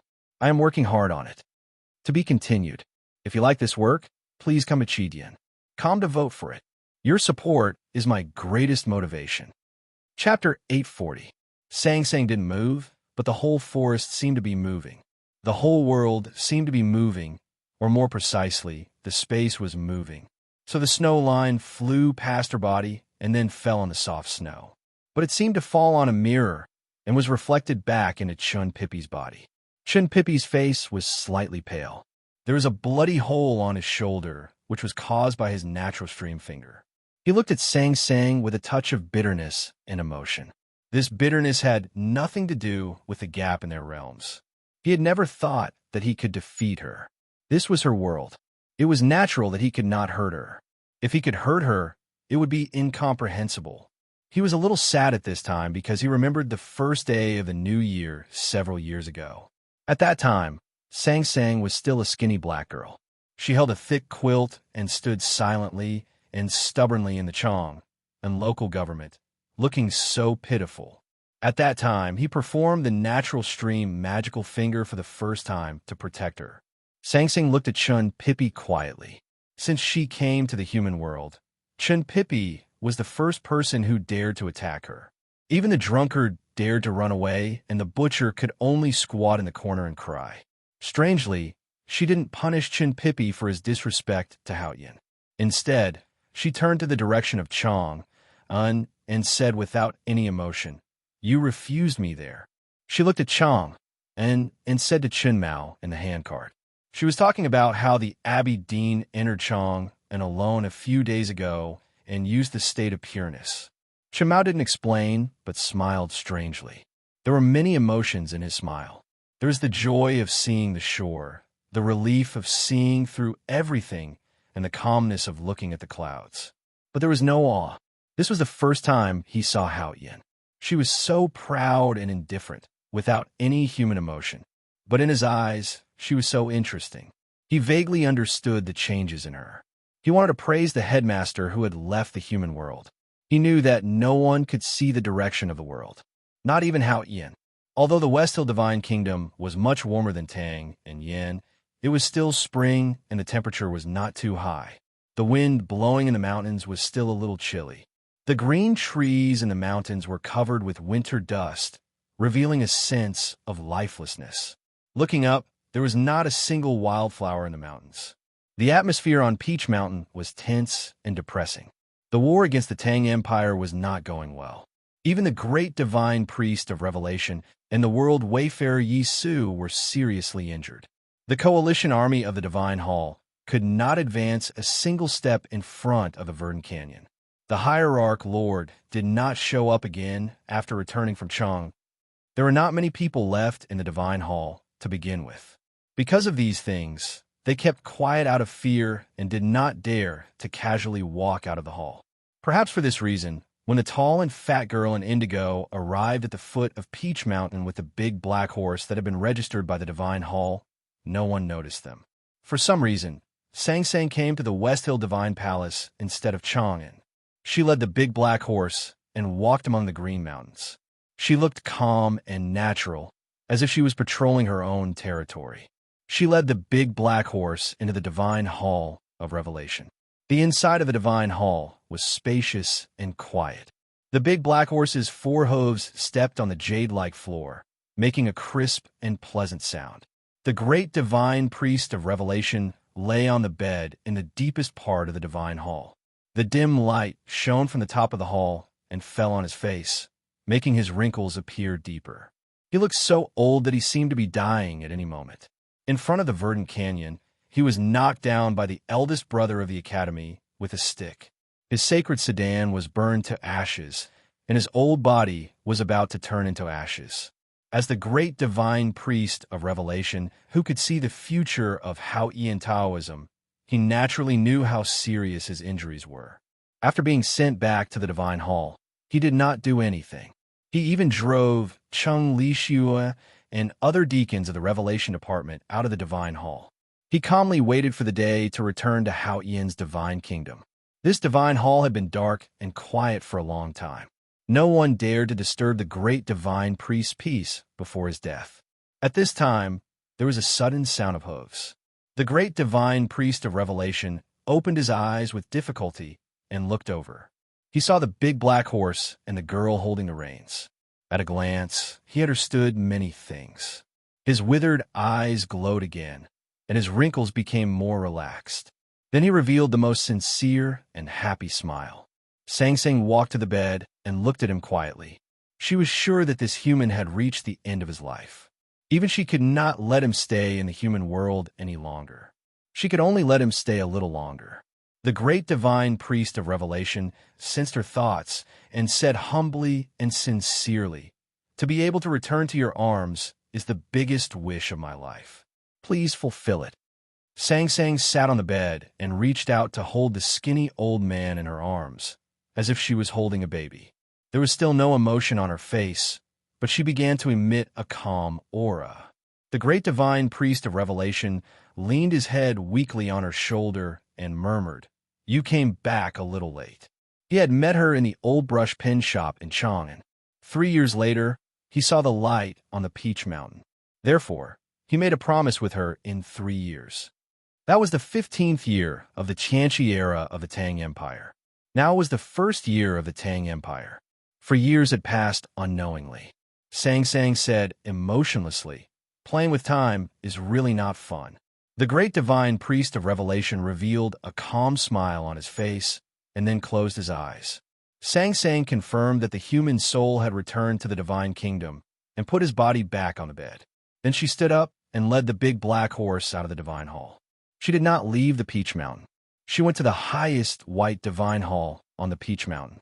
After the hierarch lord returned to the West Hill Divine Palace, he became extremely irritable. His thunder-like roars could often be heard on the Peach Mountain. Those trusted followers were even more afraid to step into the Divine Hall. When Sang Sang led the big black horse to the white Divine Hall, there were more than a dozen divine priests kneeling in front of the hall. Those divine priests heard the noise and were about to scold them, but suddenly found that they could not speak. From this moment on, these respected divine priests of West Hill could not speak anymore. Even if they picked up a pen, they could not write words that matched their thoughts. They had lost all the ability to express themselves. Sang Sang led the big black horse into the divine hall. There were thousands of layers of gauze in the depths of the divine hall. Thousands of beams of light reflected a tall figure. It was the figure of the hierarch of the West Hill Divine Palace. Although Sang Sang was very tall now, she was so small compared to that figure. The tall figure suddenly trembled, and so did the voice through the gauze. "You are not Lin Wu. Who are you?" Sang Sang continued to walk forward expressionlessly. With every step she took, she became taller. Compared with her, the tall figure behind the gauze became smaller and smaller. She walked into the gauze and into the thousands of beams of light, and no light spilled out. The hierarch knelt at her feet and kept kissing the ground in front of her bare feet. He said humbly, "Your most loyal servant in the world welcomes your arrival." He was seriously injured, blind, and had a broken hand. He was even thinner and more miserable than when he was at the back of the mountain of the academy. She looked at the skinny dwarf at her feet and suddenly remembered a sentence. It was a sentence she had heard many years ago in the mountain range that she had abandoned. "Look at that person. He looks like a dog." She was omniscient and omnipotent. But until the day, she still could not understand why the guy would laugh so happily and shed tears after saying that. She frowned slightly, and a holy flame appeared in the depths of her black eyes. The hierarch began to howl in pain. His eyes, which had been pierced by Yu Lian's cicada wings, began to burn. After a while, the flame was extinguished and a smear of ash fell from his eyes. He looked at the clear world in front of him, wept bitterly, and kowtowed repeatedly. Sang Sang stopped looking at him and walked out with the black horse. She glanced at the dark and solemn divine hall and walked to the divine hall of light. There was a lamp in the divine hall of light. Whether the former great divine priest of light was imprisoned or the throne was empty, the lamp was always on. It was the symbol of the divine hall. It was a cold, early spring day in the 3450th year of Daji of West Hill. The great divine priest of revelation returned to Hao Yian's divine kingdom. The lamp in the divine hall of light was extinguished because someone walked into the divine hall. She was the light and did not need a symbol. The wildflowers in the mountains around the divine hall of West Hill suddenly bloomed, which attracted many surprised gazes. Although the West Hill was warm, there was still a long time before the flowering period. Something even more shocking happened. Decades ago, the headmaster of Academy went to the Peach Mountain and cut off all the peach blossoms. Since then, the peach blossoms never bloomed again. But today, there were countless peach blossoms all over the mountain. This chapter is 200 or 300 words away from 300. It can be written anyway, but the plot is cut off here. It is meaningless to force it into it. I want to report it to everyone. This part of Sang Sang's plot is my favorite and the one I want to write the most. The 2 chapters of I Love the World refer to her and the big black horse. I like the part where she hugged the great divine priest of revelation and waited for him to die. When I write it, I suddenly think of Fan Xian hugging Chun Pingping. Of course, these are 2 completely different feelings. I wanted to name this chapter Mother and Son or Master and Servant, but the peach blossoms are more beautiful. Sang Sang's chapter is temporarily over. Tomorrow, I will write the story of her man. I will continue to ask for monthly votes. To be continued. If you like this work, please come to vote for me. Your support is my biggest motivation. Chapter 841. It was not hot in Chang and in the early summer, but there were already ice basins in the backyard of the rich. The cold wind lingered in the room, as if it was winter. However, old Master Chu's shirt remained unbuttoned. He was sweating profusely as he constantly fanned himself. He appeared extremely hot. He could not help but feel nervous after hearing the news. His heart began to heat up. Is it true? Is it true? He stared at Chu Yuxian and asked in a low voice, looking very mysterious. If it's not convenient for you to tell me, just blink your eyes. Chu Yuxian looked at his father and sighed helplessly. He held his forehead and did not know how to answer. Although the news had been spreading in the house for the past 2 days, he could not admit it. Looking at his reaction, Master Chu knew that it was probably true. The wrinkles on his face suddenly smoothed out. He laughed and patted Chu Yoshian's shoulder excitedly, saying, "No wonder it's hard to see you at home these days. I didn't see you in the House of Red Sleeves either. I thought it was impossible for you to turn over a new leaf. It turns out that you have become an official. Not bad, not bad. I was right to spend so much money to send you to the academy." Master Chu was a famous rich man in Chang'an. What he hoped most in his life was that his son could make a name for himself in the officialdom. According to the news, although Chu Yoshin's position was not high, it was very important and could be regarded as the confidant of the imperial court. Now that it was confirmed, he was very happy. He looked at Chu Yuxian and said seriously, "Your performance in the academy is a mess, and your ability to handle affairs is not outstanding. You should know that you can get to this position because of Mr. 13's old friendship. You can't let him down. Be careful with your words, and don't be too complacent." Chu Yuxian finally could not stand it anymore after hearing this. He waved his arms and shouted angrily, "Who is complacent? Who is complacent? I'm a secret guard, and I can't let anyone know about it. You had to spend thousands of taels of silver to hire someone to investigate me. Now you found out. Do you think I can still be a secret guard? Do you have to spend tens of thousands of taels of silver to shut everyone's mouth? I don't understand. It was supposed to be a good thing. Why did you make it so troublesome?" Master Qin was scolded by his son, but he couldn't retort because he really didn't think things through. His face turned green and red, and he said, "I won't care about you anymore, okay?" Chu Yuxian stood up and was about to leave angrily. Old Master Jin saw that this brat actually didn't appreciate his humility, and he couldn't help but feel a little angry.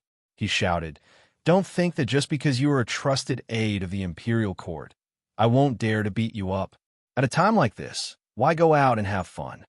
Chu Yuxian said, "There's a party at the House of Red Sleeves tonight.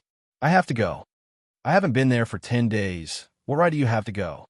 Chu Yuxian said angrily, "If you don't let me go, I won't go." Master Chu wanted to say, "So what if I don't go?" Suddenly, he remembered that Mr. 13 was his son's classmate, so he couldn't bring himself to say it. He said, "Go early and come back early." In the early summer, the city of Chang'an was covered with green trees. Even from a long distance, there was a large patch of green, which made people feel very comfortable. However, no matter how beautiful the scenery was, if one looked at it for a long time, one would get tired of it.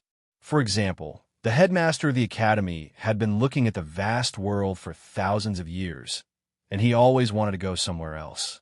Another example was the empress, who had lived in this city for decades, and because no one accompanied her, she also grew tired.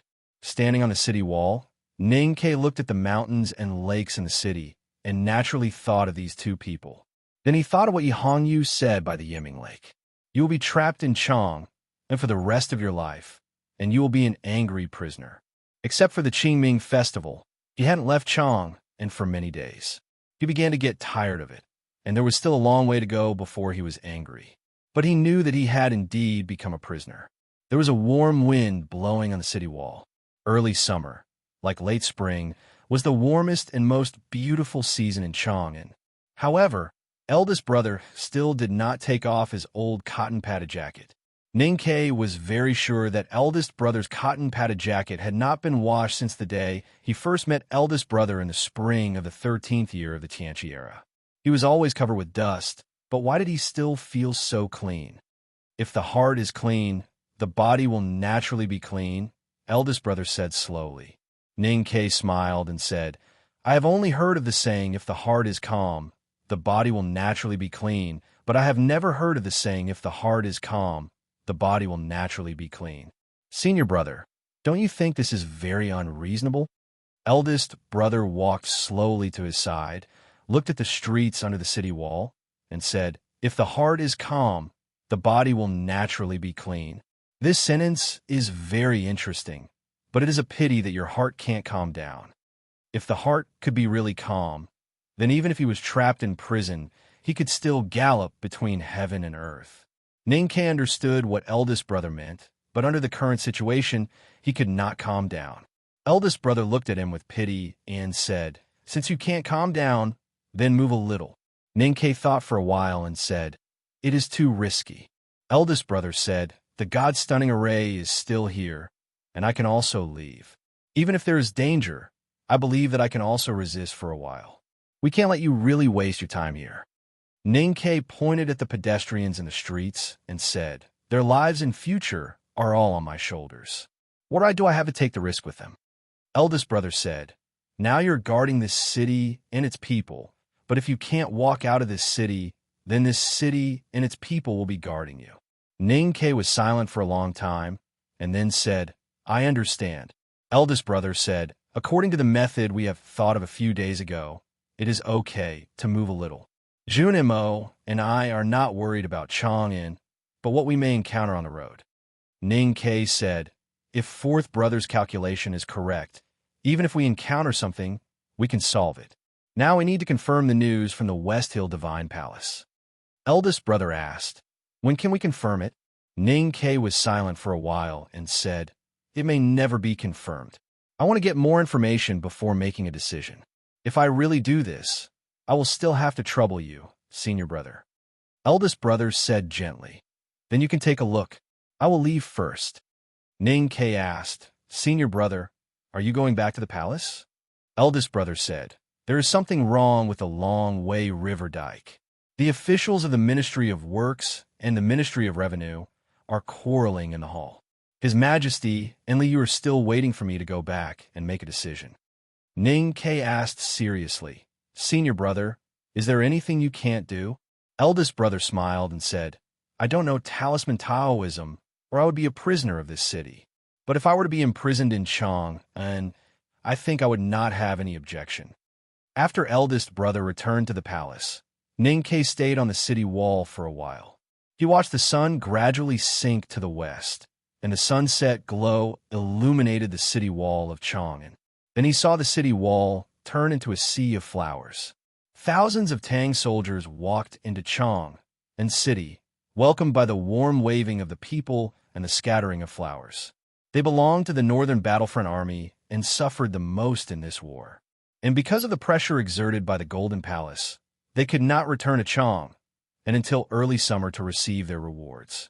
Ninkei walked down the city wall and walked to the House of Red Sleeves. Tonight, the House of Red Sleeves was booked to hold the classmates' reunion of the academy in the 13th year of Qianqi era. Ninkei stood by the window and looked at the young generals downstairs who kept drinking and the new officials in various departments. He saw Chu Zhongtian, who was bearded and no longer looked young. He saw Wang Ying of Linchuan, who was very popular in the Hanlin Academy.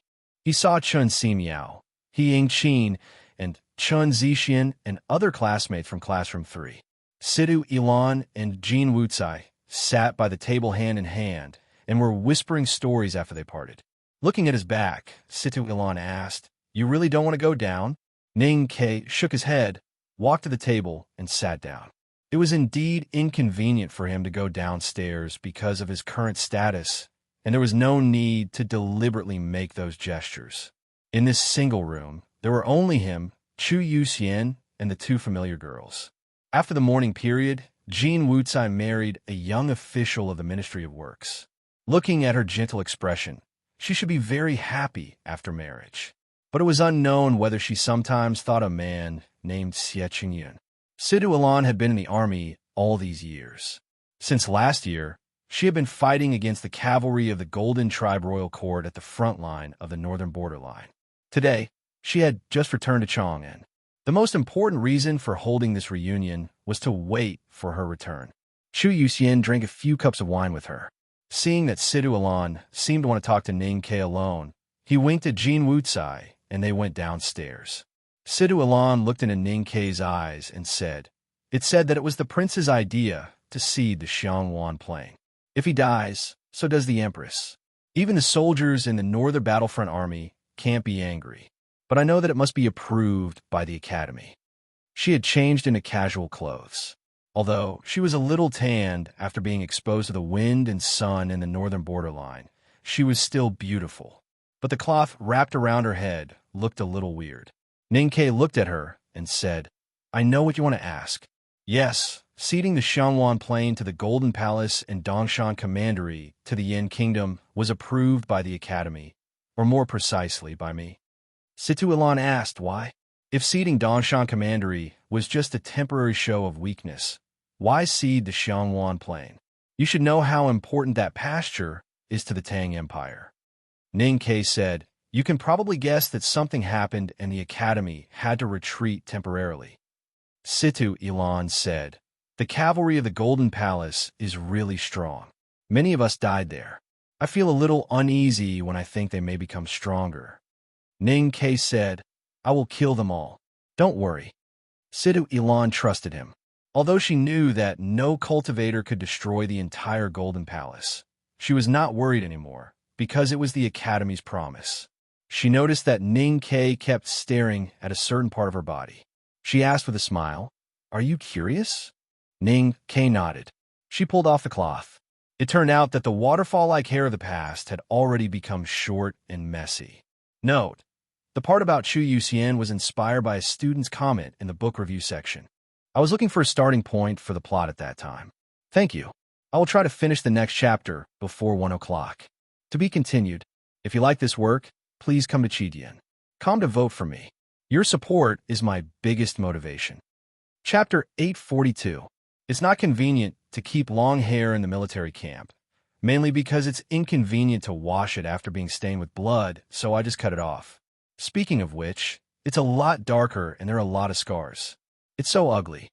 Situ Ilan rubbed her hair and said helplessly, although she had changed a lot in the military camp, everyone loved beauty, not to mention that she was a woman after all.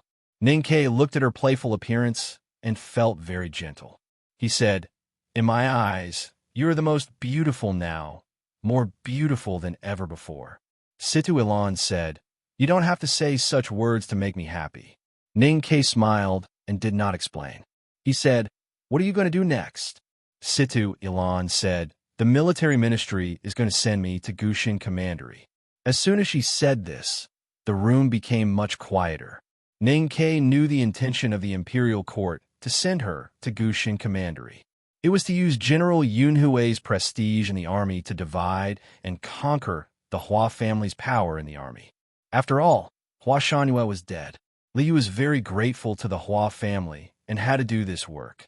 Situ Ilan returned from a northern borderline and knew more about the inside story of Hua Shanyue's death than anyone else. She knew that Ning Ke had something to do with it, but she did not say anything. Instead, she said, I want to see Her Highness. She doesn't want to see you? Ning Ke was a little surprised. With the status of General Yunhui's mansion and the relationship between Situ Ilan and Liu, it should be very easy for her to see the palace. Situ Ilan nodded. Ning Ke did not expect that Liu was more autistic than he imagined. After a moment of silence, he said, I'll give you an ID token. You go to the palace by yourself at night and talk to her more. It was a gathering of the academy's classmates, and in this situation, naturally there were no dancers to accompany them. But the scene was still very lively. Ning Ke went to the top floor to see Mistress Jian. Dewdrop made a bowl of glutinous rice balls and placed it on the table in front of him. Then, she naturally sat beside him and held his arm. Even when Mistress Jian frowned slightly, she still smiled and refused to let go. She had long been removed from the register, but she was still used to living in the building. Naturally, she was not as respectful to Mistress Jian as she was in the past. However, Ning Ke could only take the comfort of her warmth as a test. Xiao Chao stood behind Mistress Jian and snorted angrily. As time went by, the little girl had grown up, especially after Mistress Jian handed over the management of the song and dance troupe to her. She had matured even more quickly. Although there was still a trace of childishness between her eyebrows, she had become very agile. It was rare to see her like this. The reason was because of Sang Sang. She did not like to see other girls being close to Ning, Quebec. Mistress Jian said, I asked you to come today to discuss the right to light. The West Hill Divine Palace has requested the House of Red Sleeves to perform a dance. I wonder what the Academy thinks. Ning Ke said, it's all up to you, Aunt Jian. If you think it's okay to go, then go. If you don't want to go, then don't. Since the contract has been signed, the West Hill Divine Palace can't do anything about it. Mistress Jian looked at him and said thoughtfully, the right to light is the grandest festival recorded in the West Hill scriptures. It is said that it will only be held when Hao Yin descends a miracle. What I don't understand is why the West Hill Divine Palace wants to hold the right to light. If it is to celebrate the victory of the war, they will only become the laughingstock of the world. Ninkei thought for a while and asked, "Then what do you mean?" Mistress Jian said, "It's okay to go and have a look. Maybe I can help you." Ninkei said, "I'm just worried that the journey will not be peaceful." Mistress Jian looked at his eyes and asked, "Can you guarantee their safety?" Ninkei said after a moment of silence, "Even if I can't, I think someone else can." Dewdrop and Xiao Xiao clearly heard the conversation between Ninkei and Mistress Jian, but they were depressed that they did not understand what they were talking about. Someone could? Who could it be? Ninkei left the house of red sleeves in a black horse carriage. Not far from the street corner, the curtain of the carriage moved slightly, and Chu Yuxian got into the carriage.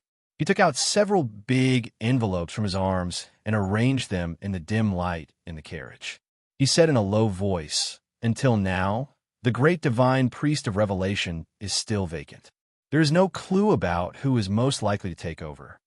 In this war, the Divine Hall spies in the South School of Haotian Taoism and the Tang Empire spies in the Divine Hall played a very important role.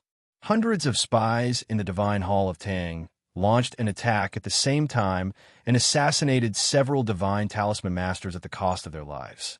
But there were still many spies in the Divine Hall. From the beginning of the peace talks in early spring, those hiding in the Peach Mountain began to send back all kinds of news through the Imperial Center administration and secret servants. Chang'an City knew about the death of the great divine priest of revelation even earlier than Yi Hongyu, who was in Qinghe Prefecture at that time. Ninkei thought of the mountain full of peach blossoms mentioned in the previous intelligence and was silent. According to the analysis of the Imperial Center administration, Cheng Lixue should be the most likely to take over the great divine priest of revelation. But the inheritance of the great divine priest of revelation seems to be somewhat special, so his position is very awkward. If someone else really takes over the great divine priest of revelation, he is very likely to be in trouble. Chu Yuxian inherited his father's businessman qualities. Although he didn't know how to cultivate and didn't seem to have any outstanding ability, he could find the most valuable information from the reports of the Imperial Center administration and secret guards. He looked at the file in his hand and said, "The Millennium Lamp in the Divine Hall of Light did go out, but those who wanted to find out the reason all died inexplicably.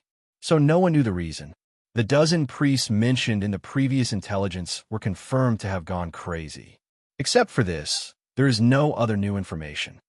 Ninkei frowned slightly and seemed a little dissatisfied. Chu Yuxian said helplessly, "I have searched through the garbage in the Divine Hall, but they have all been processed.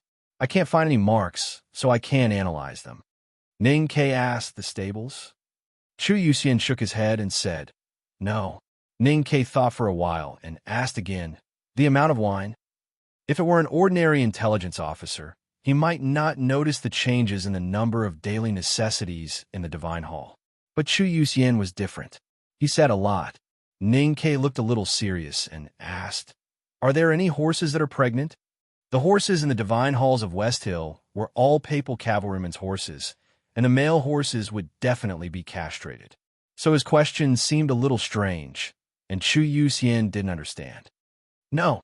Chu Yuxian pinched the last big envelope with his fingers and said, "There's one thing that is strange.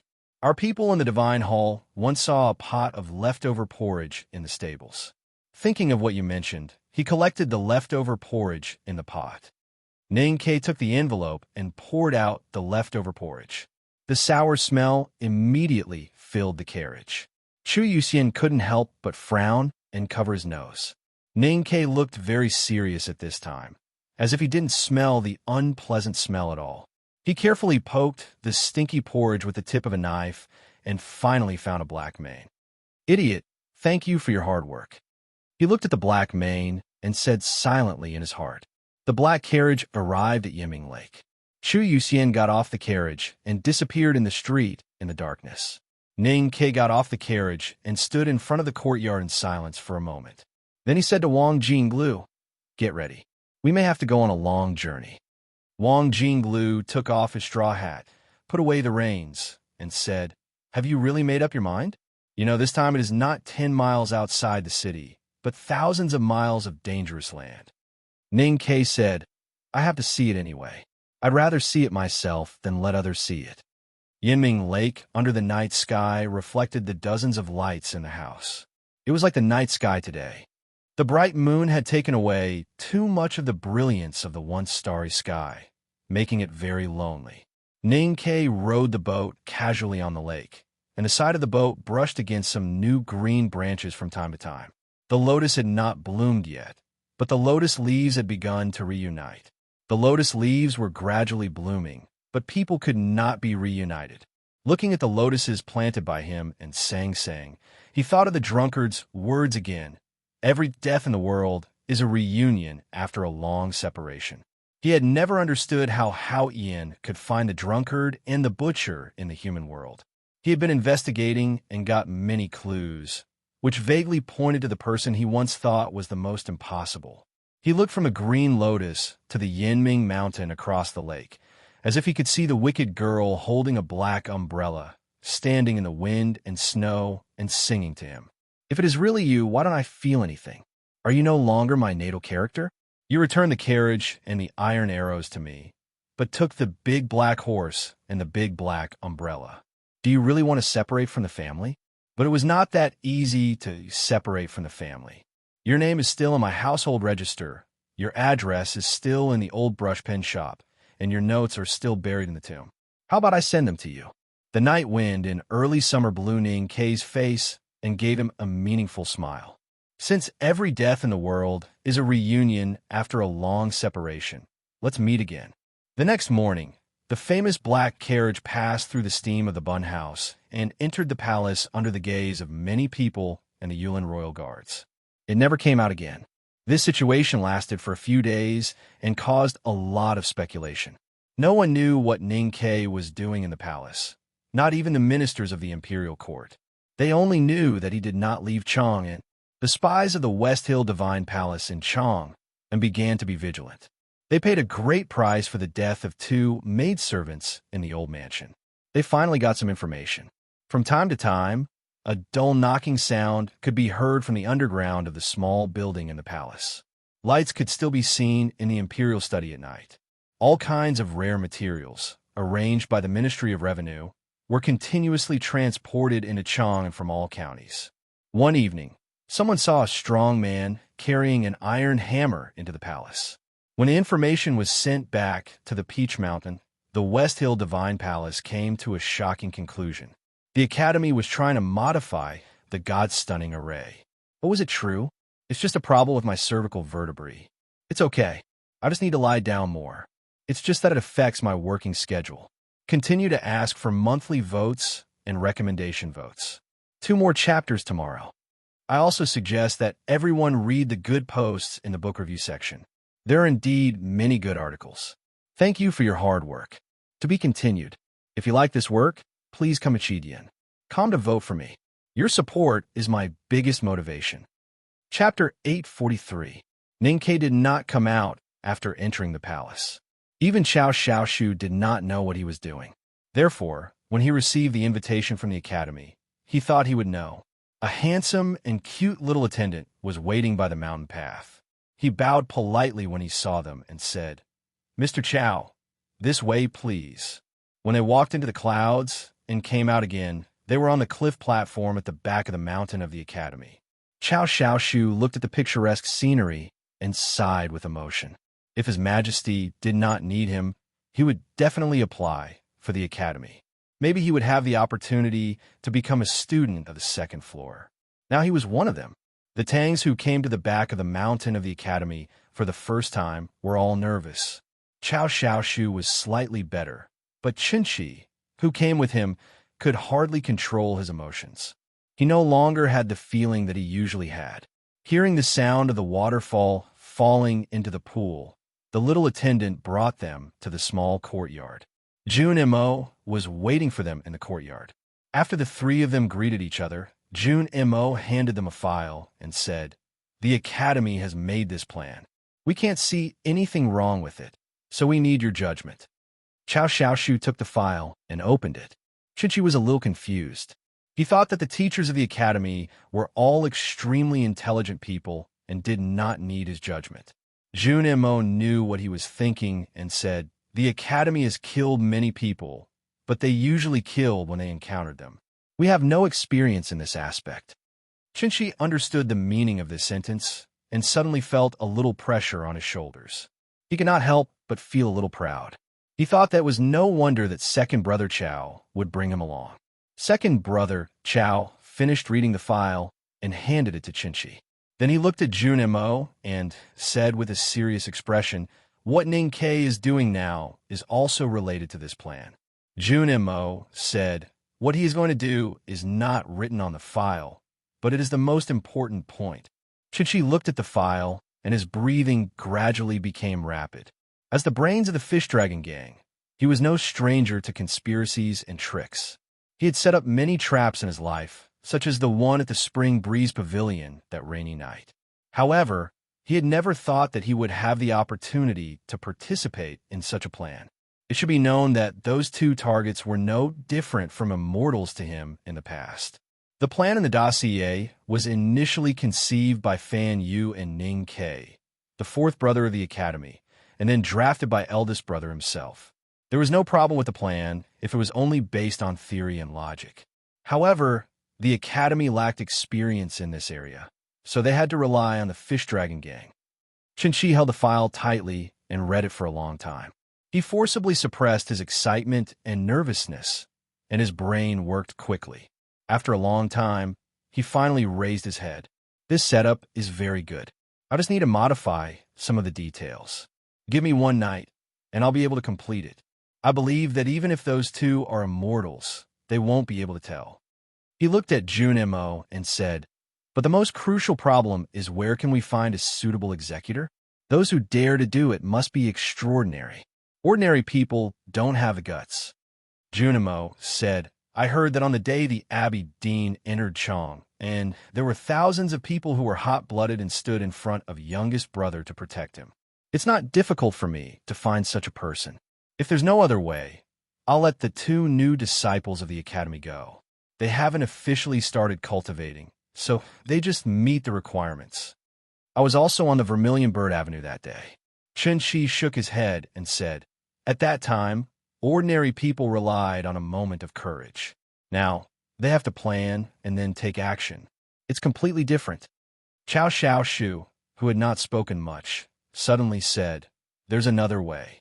As soon as he said this, Jun Mo and Qinshi immediately understood what he meant. Qinshi made the most resolute objection without hesitation, while Jun Mo looked at him quietly. Chao Xiaoshu smiled and said, "It's a great pity that I couldn't enter the academy to study in this life. But these years of mingling in the streets have some benefits. I can act like a human, and I can act like a ghost. Does your horse still like to eat big grain porridge?" Yang Erxi pushed the bowl of cured pig trotters across the table and motioned for Ning Ke and Wang Jinglu not to stand on ceremony. Then he picked up the wine pot and filled the bowls in front of them. Ning Ke thought of the bad porridge he saw a few days ago and said with a smile, "I don't know if it still likes it, but that silly thing hasn't forgotten about it." Yang Erxi took a bite of the pig trotters and drank half a bowl of wine. He touched his stomach and sighed with satisfaction. Then he looked at him and reminded, "The situation is not good now. Be careful on the road." Ning Ke said, "The eastern border is already peaceful, so there should be no problems in the south." Yang Erxi sneered and said, "The peace of the eastern border was fought for by us. Those bastards in Qinghai County in the south have never been beaten up. How can they be so obedient?" Ning Ke raised his eyebrows slightly and said, "I remember you said 2 years ago that you had already retired." Yang Erxi patted his oily chest and said proudly, "You can't tell, can you? I joined the volunteer army and was the best at painting in the county. I was also good at fighting." Looking at this farmer that could be seen everywhere in the countryside of the Tang Empire, he did not know what to say. After Wang Jinglu entered the courtyard, he had been engrossed in eating meat and drinking wine.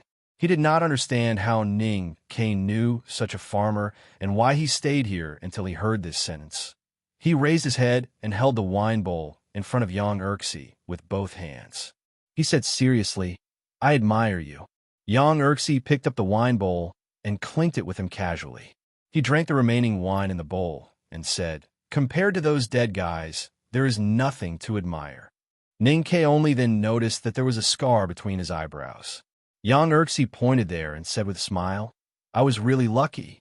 Those barbarians slashed me a few times, but none of my vital parts were hurt. The wound on my face is also hidden in my eyebrows, but did not disfigure me." Ning Ke did not say anything more and raised the wine bowl to toast again.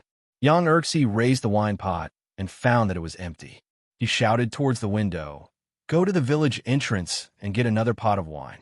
Oh yes, cut another pig trotter.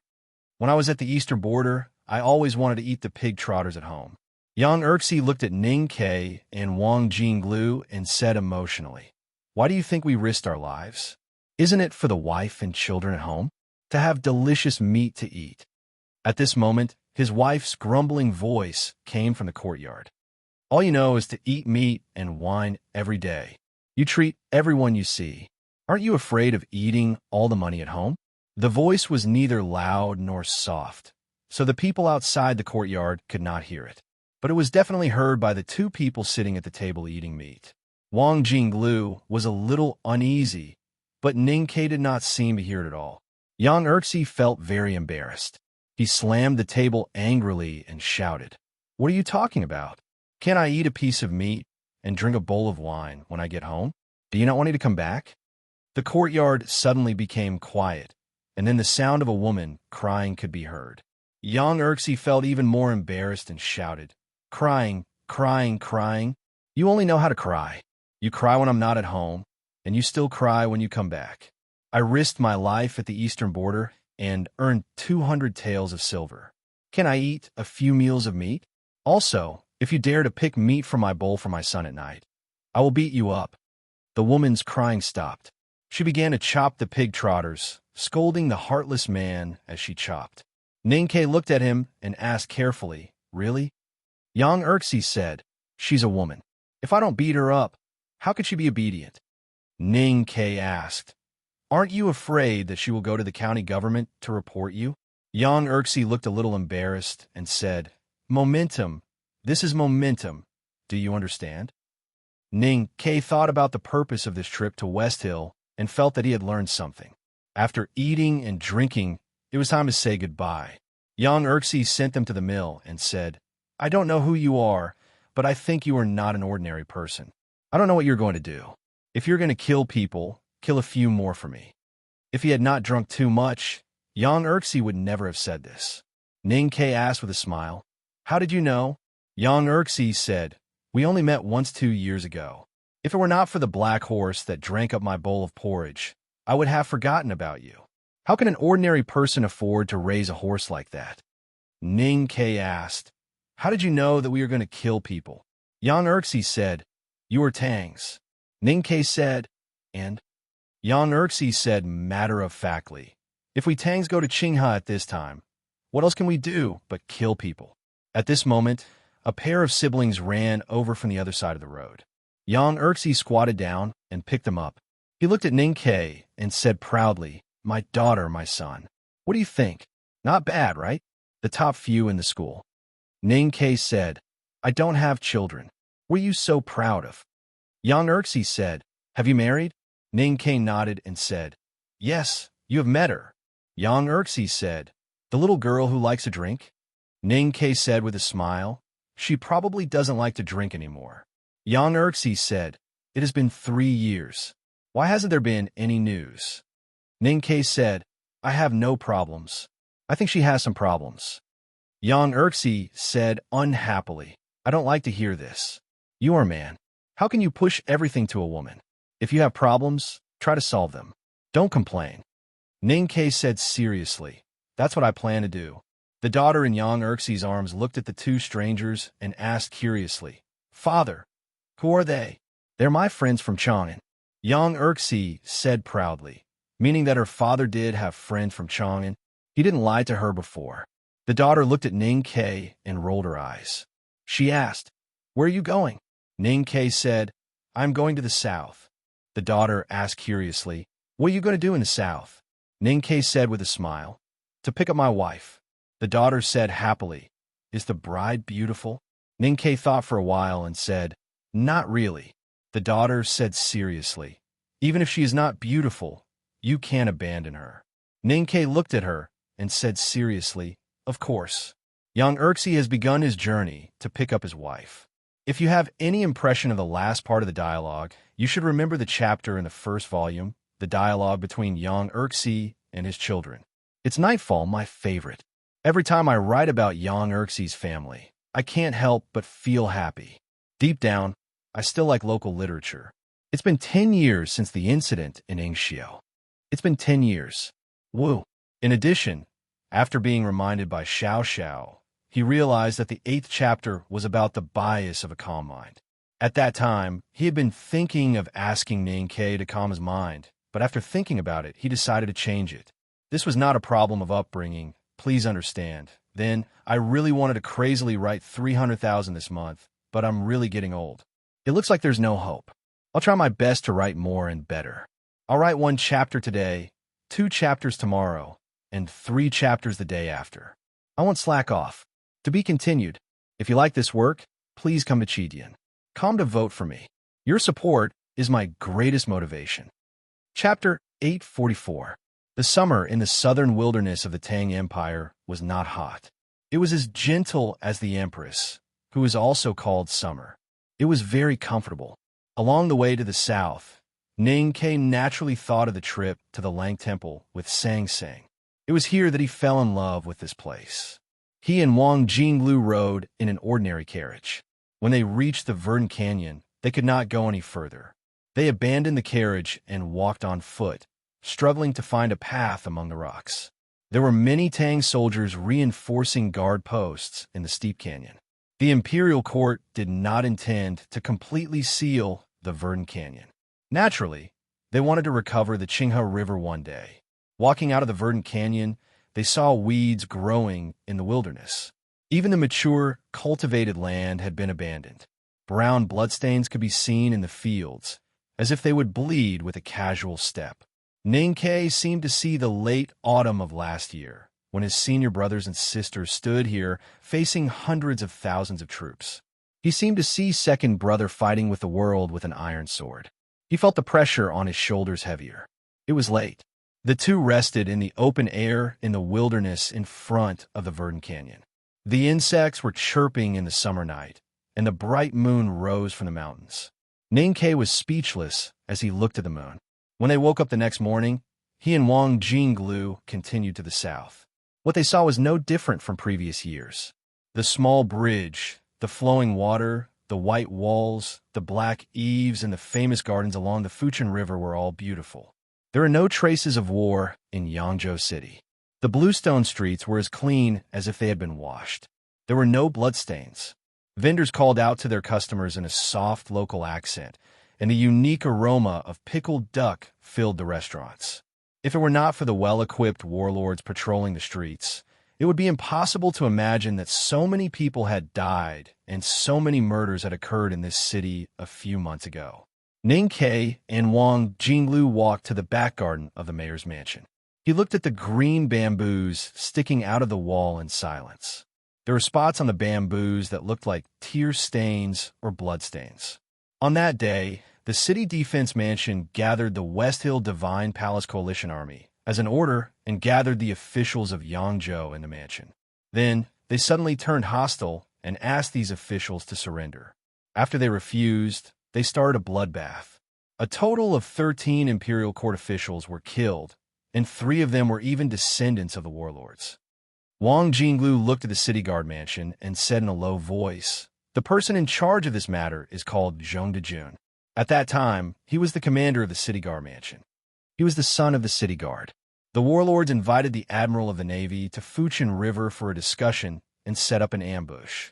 After a bitter battle, the admiral of the navy and the senior officers died in battle. Then, the purge and massacre of the navy on the Great Lake began. In the evening, The armed forces of the Chui clan forced their way into the governor's mansion of Qinghai County. The governor committed suicide. In just a few simple sentences, he had clearly described the major incident on the day of the rebellion in Qinghai County. On that bloody day, 3,000 Tang Navy officers and soldiers were either dead or injured, and more than 300 court officials who were loyal to the Tang Empire were beheaded. As Wang Jinglu had said earlier, there were actually many descendants of the warlords among these officials. It was just that they did not agree with the opinions of the elders and the warlords, so they became sacrifices. No matter how clean the bluestone streets in Yangzhou City were, to the point where not a single trace of blood could be seen or the smell of blood could be smelled, the blood had still flowed out and seeped into the soil between the bluestone cracks. It was not that it could not be seen or smelled, but that it had not existed. Since it had existed, it should be remembered. Ning Ke did not say anything and left the city guard mansion with Wang Jinglu. Instead of going to the inn, they went straight out of the city to the banks of the Fuchin River. They rented a boat with a black awning for 5 taels of silver and went downstream. It had not been long since the end of the war. The temporary peace in Qinghai County did not allow people to truly feel relaxed. At least, it was difficult for tourists to relax, so there were not many boats on the beautiful Fuchin River. Ning Ke and Wang Jinglu sat on both sides of the black awning boat and looked at the scenery by the river. Even though they were both experienced and knowledgeable, they had to admit that in terms of exquisite beauty, there was no place in the world that could beat this place. The black awning boat swayed leisurely as it sailed past the famous gardens by the river. The boatman explained the historical origins of the famous gardens from time to time and the private property of the green bamboo at the foot of Crouching Tiger Mountain. He was very familiar with these things. Wang Jinglu was not in the mood to listen to these things, but Ning Ke listened very carefully. The Fuchin River was extremely beautiful, but unfortunately, it was not long. The black awning boat moved slowly, swaying and swaying until it reached the downstream. It went ashore through the forest and arrived at the coal mountain of Qinghai County. The warlords of Qinghai County were known for being literate, but they did not lack the support of military and economic power. The coal mountain, which stretched for hundreds of miles, was the treasure that Hao Qian had given to the warlords. Ning Ke and Wang Jinglu stood in a remote corner of the coal mountain and silently looked at the movement here. They saw the stewards of the warlords waving their leather whips, and the naked miners were dragging the coal cart with difficulty. Their bodies were covered in soot, and the soot was mixed with the blood from the whipping. It was a tragic sight. Wang Jinglu's expression was extremely ugly at first, but after observing for a while, he looked slightly better. He said, "They should be barbarians captured from the primeval forest, and some slaves sent by West Hill." Ning Ke said, "Since the peace agreement has been reached, as long as the families of Qinghai County are not as arrogant and stupid as idiots, they should know what awaits them if they still dare to trap our people here to do hard labor." Last autumn, Qinghai County had rebelled, and 3,000 Tang Navy officers and soldiers had suffered heavy casualties. Those who did not die were all taken to the coal mountain downstream of the Fuchin River to do hard labor. In the peace agreement signed between the Tang Empire and the West Hill Divine Palace, the most important condition was that Qinghai County had to return these Tang soldiers. Some time ago, those Tang soldiers who had been tortured inhumanely were sent back to Chang'an. According to them, those days were too painful. Ning Ke made a special trip to the coal mountain because the Tang Imperial Court felt that there was something wrong with the number of people returned by Qinghai County. After the rebellion, at least 1,000 Tang soldiers were taken to the coal mountain to do hard labor, but this time, less than 600 were sent back to Chang'an. The explanation given by Qinghai County was that many Tang soldiers were seriously injured in the battle. After being taken to the coal mountain, although they received treatment, they could not be cured and died just like that. This was a very reasonable explanation, but Ning Ke did not believe it. As time passed slowly, the sun began to set in the west. The hard labor in the coal mountain was still desperately struggling. He walked toward an abandoned coal pit.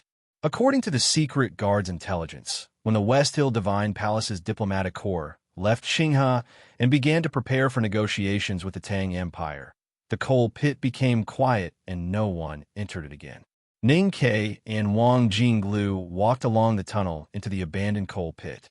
As the tunnel extended, the top of the pit became lower and lower. They had to stand up, and it became much more difficult to move. After walking for an unknown period of time, the underground coal pit was completely dark and bone-piercingly cold. The faint wind condensed the pungent smell of decay in one place, unable to be released. Ning Ke stopped and reached out to hold the pedal. After confirming that there was no danger at the bottom of the pit, he lit an oil lamp beside the cave wall. Wang Jinglu looked at the bottom of the pit, which was illuminated by the dim light, and his face became abnormally pale. Ning Ke's expression did not change.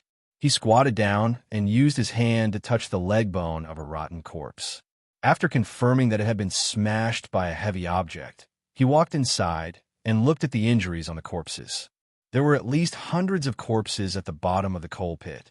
These corpses were so badly rotten that there was no sign of their identity. However, he knew that these were the people he was looking for. These people did not die of knife wounds or arrow wounds. They died of starvation, thirst, or exhaustion. These people had been brave Tang soldiers when they were alive. Of course, they had resisted before being tortured.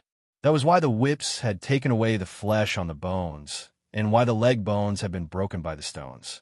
Ning Ke and Wang Jinglu stood in front of the corpses of the Tang soldiers and were silent for a long time.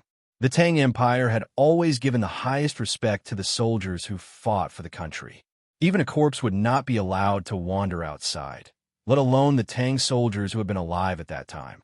Ever since they knew that more than 1,000 of the Tang Navy had been sent to the Coal Mountain by the warlords of Qinghe County, the imperial court of the Tang Empire had never stopped trying to save them. Even at the critical moment when the Abbey Dean entered Chong, and the imperial court did not forget to send a warning to Qinghe County and secretly promised to give them corresponding benefits as long as they could release these people. It was believed that after this, the warlords of Qinghe County would be very clear about Chong An's attitude and would not dare to torture these Tang soldiers anymore. However, in less than a month before this, hundreds of these Tang soldiers had died at the Coal Mountain. One could imagine what kind of torture and pain they had suffered at that time. Wang Jinglu used to be a minister of offerings in the prince's mansion and lived a carefree life. Later, he was sent by His Majesty to serve under General Su Shi. After several years of training, he had long become a real soldier.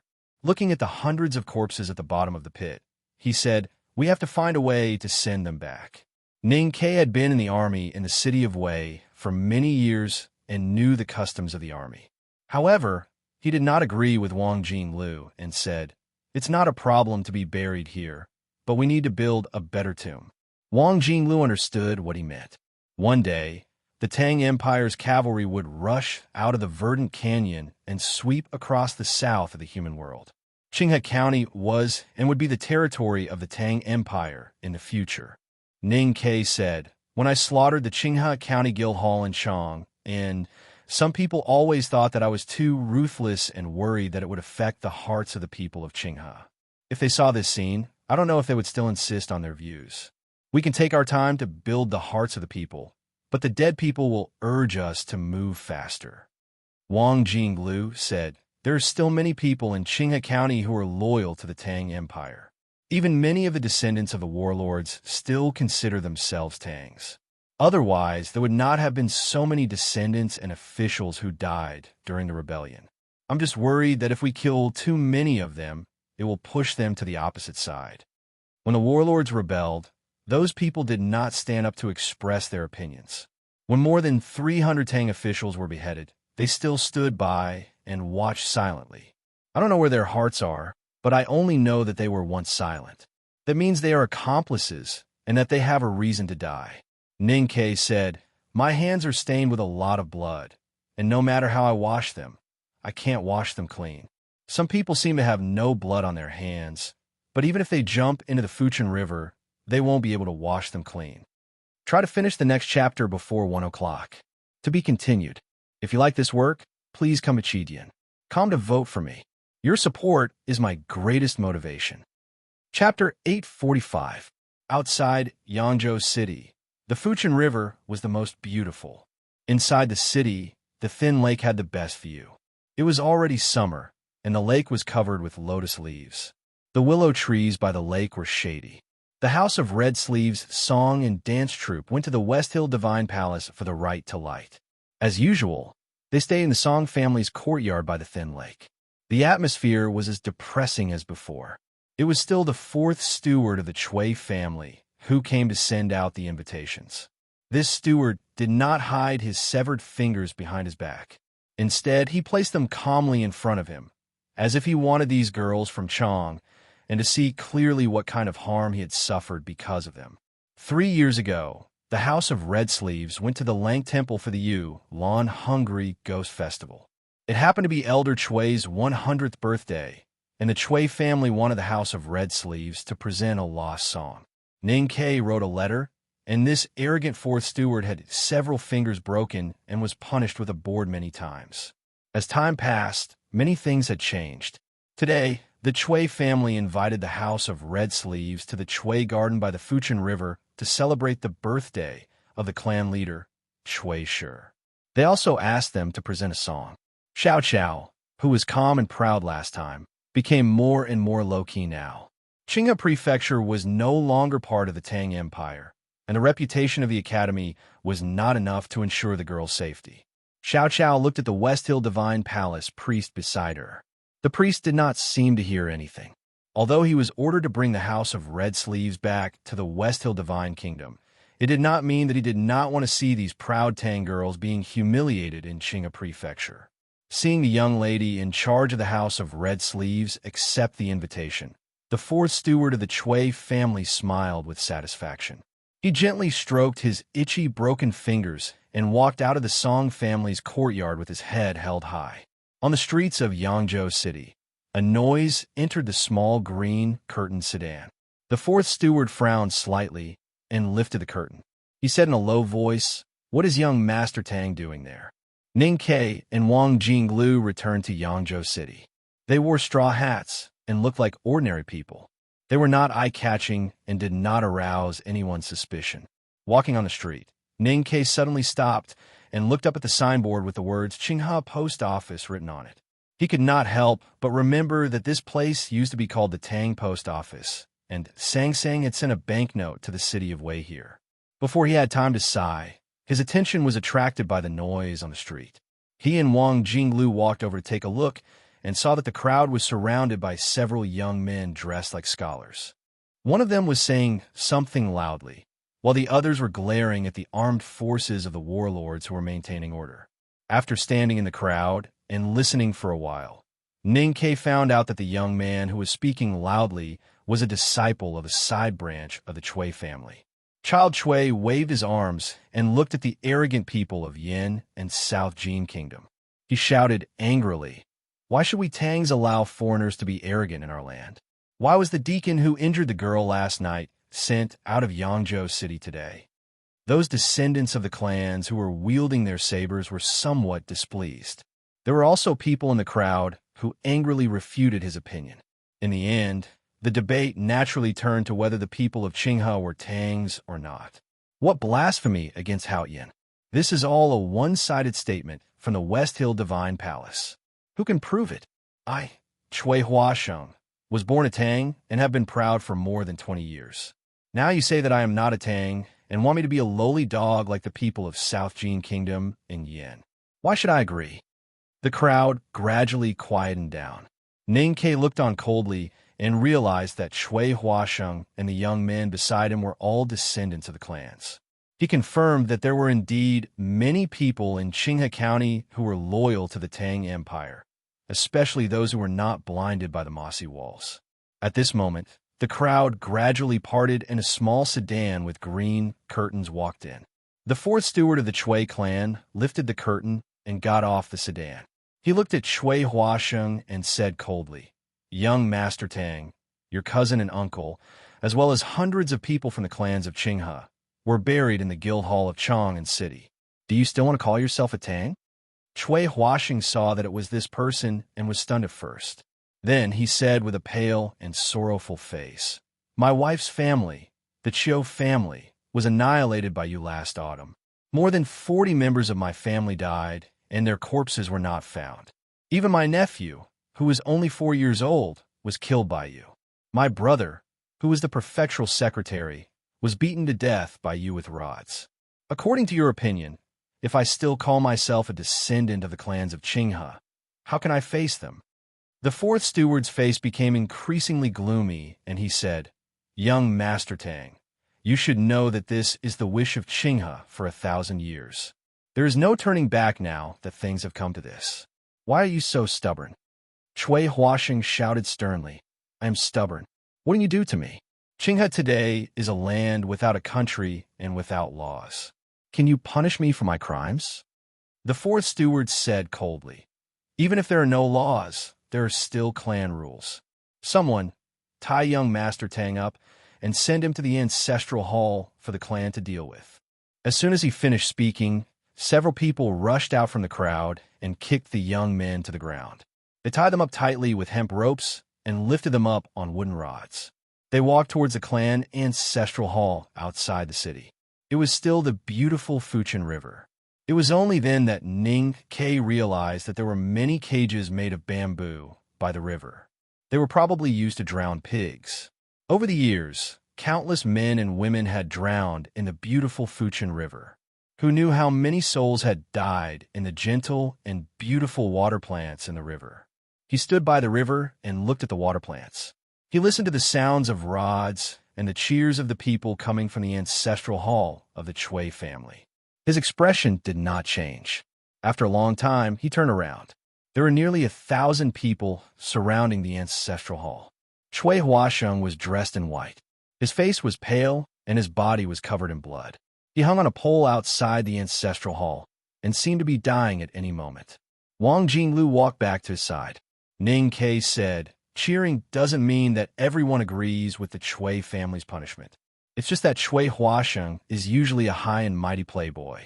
Today he was stripped of his clothes and beaten to such a miserable state. The onlookers are naturally happy." Wang Jinglu was startled and said, "I've heard some news. Cui Huasheng is indeed a legitimate descendant of the Cui family. He married Qiu Fangwu, the youngest daughter of the Riyang Zhizhou. On the day of the rebellion, the Qiu family was destroyed by the rebel army. Qiu Fangwu was at her maiden home and died on the spot." Ning Ke said, "The so-called popular sentiment must be stabilized before it can be won over."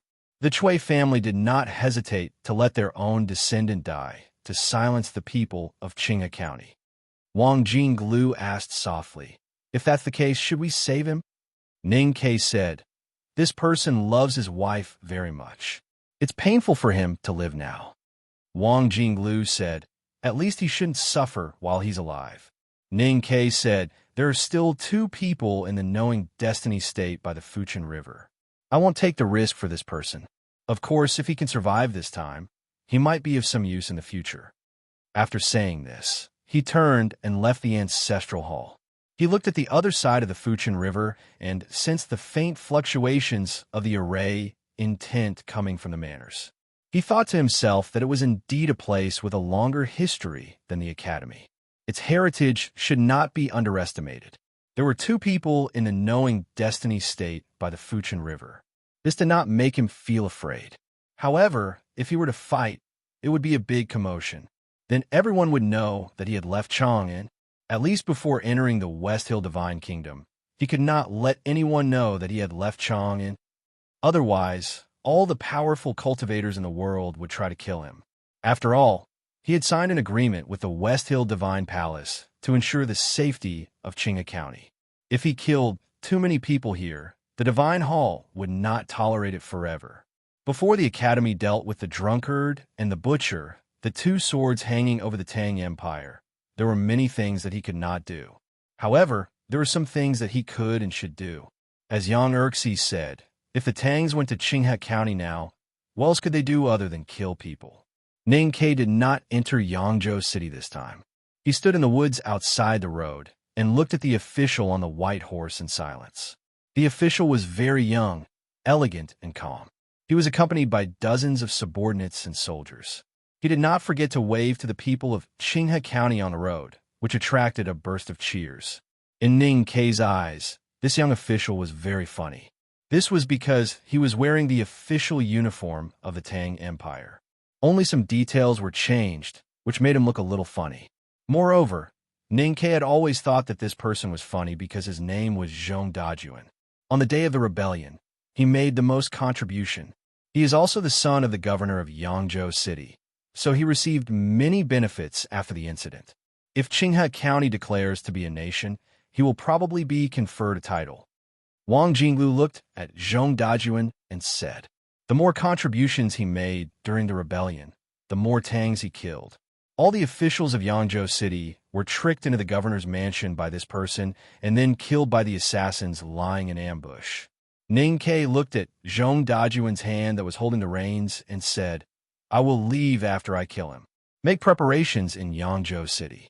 I will be back in a month at most. There was a dilapidated temple outside Yangzhou City. It was the only temple there. Two monks suddenly came to the dilapidated temple. One of them had a dark complexion and a tranquil and extraordinary bearing. The other monk was blind and had a dejected and silent demeanor. Ning Kei followed the twilight into the dilapidated temple. He looked at the dark-skinned monk and smiled slightly. He said, Senior brother, long time no see. This monk was the current abbot of the Lang Temple, Monk Guanhai. Monk Guanhai looked at him and sighed. He said, everyone in the world is waiting for you to come out of Chong and City so that they can kill you. Who would have thought that you would actually come out? Ning Kei said, Senior brother has been cultivating in seclusion for the past few years. Didn't you also come out of seclusion? Monk Guanhai said, the West Hill Divine Palace is going to hold a right to light. Someone from Wall Mountain has to go. Ning Kei said, I want to go and watch the fun too. Monk Guanhai only then knew that he was going to West Hill. He was so shocked that he did not know what to say. Ning Kei looked at the back of the temple and asked, how is he recently? It's a little late. 3 chapters tomorrow. To be continued. If you like this work, please come to Chidian. Come to vote for me. Your support is my greatest motivation. Chapter 846. Ning Kei used a talisman to set up a bounded domain in the dilapidated temple. He did not have to worry about the voices in front of the temple being transmitted to the back of the temple. Even so, he still paid attention to his voice and did not want the blind monk to hear him. Monk Guanhai sighed and said, he was expelled from Chong and has been wandering around the world. Although his cultivation state is still there, his eyes cannot see. Naturally, he has had a hard time. The year before last, he wandered to the Wall Mountain and was found by the monks in the temple. Since then, he has been cultivating with me in the Lang Temple. Ning Kei looked at the back of the temple and thought that the father of the perverted monk had been killed by him in the western wilderness. The Shinkong Temple had long expelled him and naturally did not care about his life. He must have had a miserable life wandering in the world all these years. But he could not help but feel sympathy for him. Senior brother, you have worked hard. He looked at Monk Guanhai and said, I am sorry to ask you to tell me those stories. Monk Guanhai sighed and said, although he committed many crimes, he is blind and has nothing to do with the world in the temple. Why drag him into the mortal world to be tortured? Ning Kei said, if he really had a pure heart, why would he leave the Wall Mountain with you? Monk Guanhai looked at him and said, I can understand how the Tangs feel. But if you want to do something, why do you have to ask others? Why did you have to do this? Ning Kei said, yes, it is indeed meaningless for senior brother to bring him here. It is just an excuse. The Academy does not want to give Haoyan Taoism an excuse, and I need an excuse to convince myself to do something. Monk Guanhai sighed and said, back then, even the headmaster could not see which path you would take in the future. Now it seems that I am a little worried. Ning Kei said, Master entered Qishan. How could he not know that I would take the wrong path? Ning Kei walked into Yangzhou City under the cover of the night. He came to the outside of the mayor's mansion and looked at the green bamboos sticking out of the courtyard wall. After a moment of silence, he bent his knees slightly and jumped to the top of the wall. He stretched out his right hand like lightning and grabbed the not-so-smooth bamboo. He slid into the mansion silently, like a thin piece of cloth. At this time, Wang Jinlu had already left and was probably making preparations by the Fuchin River. He was the only one who entered the mayor's mansion. He did not use any talismans, nor did he hold a knife. He only relied on his incredible physical strength to easily enter the deepest part of the mayor's mansion. No one could find him. In terms of cultivation state, he was now a powerhouse in the knowing destiny state. But his real strength was mainly the devil's body after cultivating the Great Spirit and his identity as a divine talisman master. In Qinghe Prefecture, except for the two knowing destiny powerhouses from the aristocratic families, no one could pose a threat to him. This also meant that no one in Yangzhou City could stop him from doing what he wanted. Not long after, he carried Zhong De Jun out of the back garden. Zhong De Jun didn't lose consciousness, but he couldn't speak. His pale face was full of fear. Ning Ke casually walked to the courtyard wall, as if he was carrying a bag of trash. He waved his arm and threw Zhong De Jun over the wall. There was a muffled thud, and then he jumped out. Some blood was spilled on the street outside the courtyard wall. Zhong De Jun's face became even paler, and his facial features twitched painfully. Some of his bones were probably broken, but he still couldn't speak. Even at this time, he still didn't know who had quietly sneaked into the mansion and restrained him. Coming to the rundown temple outside Yangzhou City, Ning Ke threw Zhong De Jun to the ground and poured a bowl of herbal tea to drink slowly. Zhong De Jun found that he could move his hands and feet. The first thing he did was not try to escape, but to cover his painful chest and cough out the blood that had been stuck in his throat for a long time. Because of the pain and fear, his forehead was covered with soybean-sized beads of sweat. He wiped the sweat with his trembling arms and forced himself to calm down before he dared to see what the person looked like. Zhong De Jun was a descendant of a prominent family in Qinghe City. He was born with a golden key in his mouth and had a smooth life. He made great contributions in the rebellion last year and was even more powerful. If he had any regret in his life, it would be Ning Ke, his former classmate in the academy. So, of course, he remembered Ning Quebec. Even if Ning Ke turned into ashes, he would still recognize him.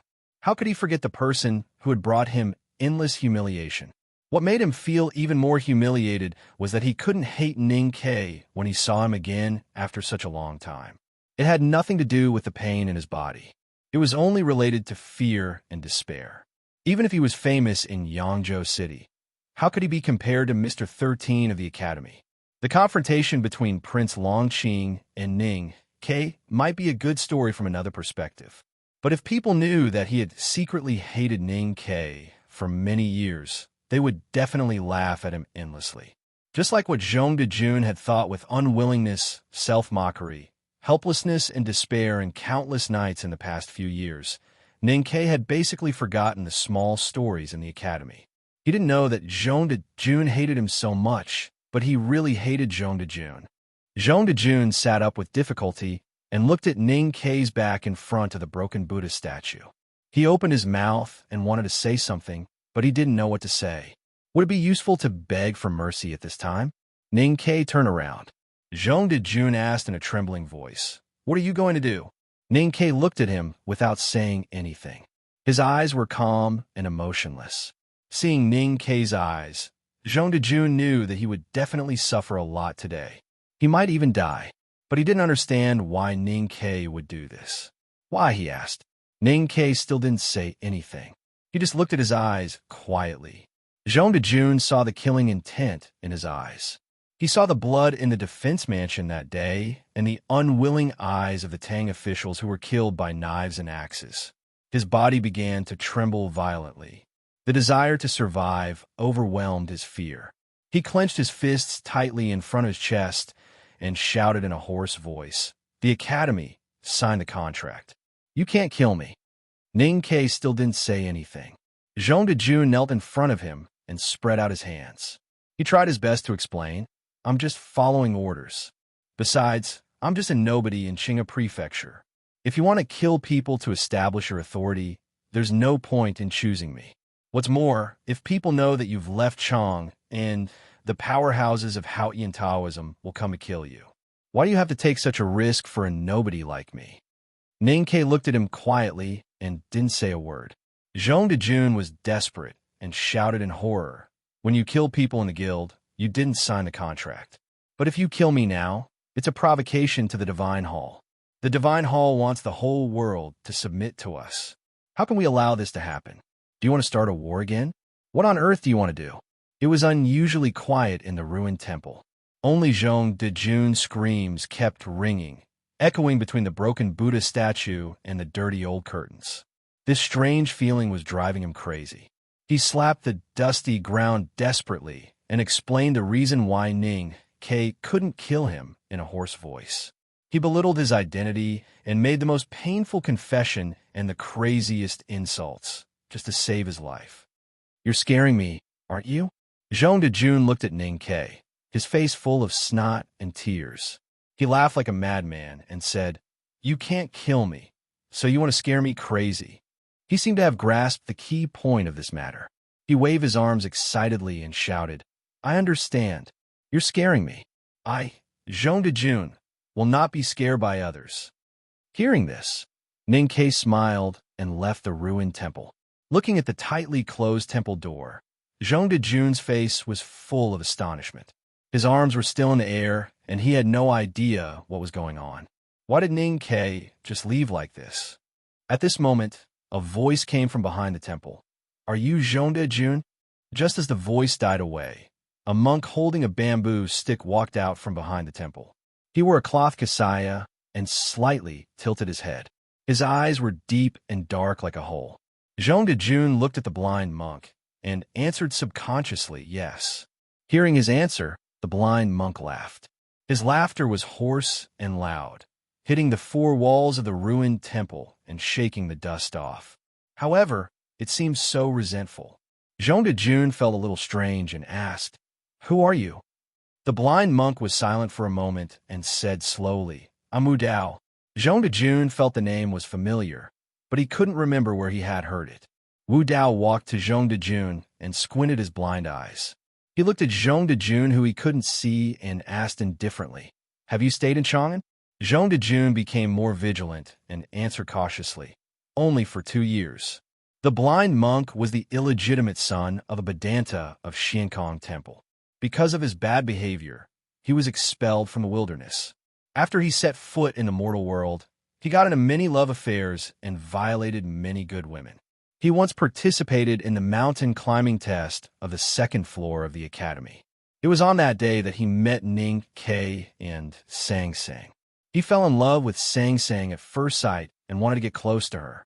However, he was first expelled by Master Yin Se and then blinded by the great divine priest of light. Since then, he had become a useless person. He was a lascivious monk in the mortal world and had no contact with the cultivation world. He didn't know what had happened in the cultivation world. After he was blinded, he wandered around the world and went to the Lang Temple to meditate in seclusion. Gradually, he forgot the past and the stories that senior brother Guanhai told him. He even almost forgot what the little girl looked like. However, he never forgot the name that person said on the mountain road. The academy, Jean de June. He didn't hear the whole conversation between Ning Ke and Jean de June. He only heard the last sentence that Jean de June said. He thought that he had been far away from the mortal world and had no love or hate. Unexpectedly, he suddenly heard that name in this broken temple and found that he still hated. He hated himself for being blind. He hated himself for falling in love with the little girl. He hated the little girl for being blind and following Jean de June. He hated himself for losing everything while Jean de June had everything. No wonder senior brother brought me here. I think he wanted me to see my heart clearly and find real peace. However, I can only let senior brother down, because only by killing you can I get real peace and free myself from the abyss of hatred. Wu Dao looked at Jean de June and said seriously. Jean de June looked at the monk's blind eyes and felt his body turn extremely cold. Wu Dao said calmly, "Don't worry. I will kill you seriously with a very proper attitude." Jean de June wanted to say something, but he could only let out a scream. Everything had to be done seriously and focused. Concentration would slow down. He thought that on this night, in this broken temple without incense, he would die very slowly. Miserable screams and pleas for mercy came from the dilapidated temple.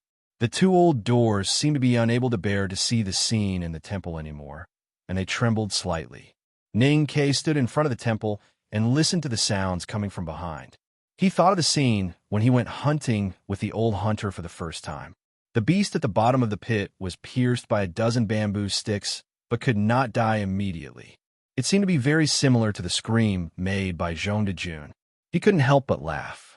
Monk Guanhai looked at his expression and silently chanted the name of Buddha. He said bitterly, "You have indeed joined the devil. If I follow you to do such evil things, I think it will be difficult for me to see the Buddha land in this life." Ning Ke looked at him and said, "Since Zhong de Jun deserves to die, this is naturally not evil." Monk Guanhai shook his head and said, "Good and evil are in the heart. Deception is evil. Although younger brother Wu Dao has done countless evil things in the first half of his life, he has repented and changed in the temple. I lied to him to kill people. My sin is even greater." Ning Ke said, "As I said before, since he was willing to leave one mountain with you, it means that he still has nostalgia for the world of mortals. Now it seems that nostalgia is hatred. How can the hatred be resolved? Not the Dharma, not the scriptures. Revenge, revenge, revenge, without pain. How can the hatred brought by pain be resolved?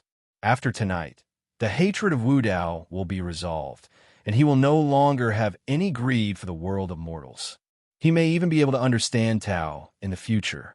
No matter how I look at it, senior brother, what you have done is good. How can there be evil? I can't win against you in an argument." Monk Guanhai said guiltily, "But I know that my behavior will not be liked by the Buddha." Ning Ke said, "The Buddha is just a cultivator. How can he judge us by his right and wrong? If you're worried that you will not see the Buddha land in this life, I can help you build a real Buddha land in the human world."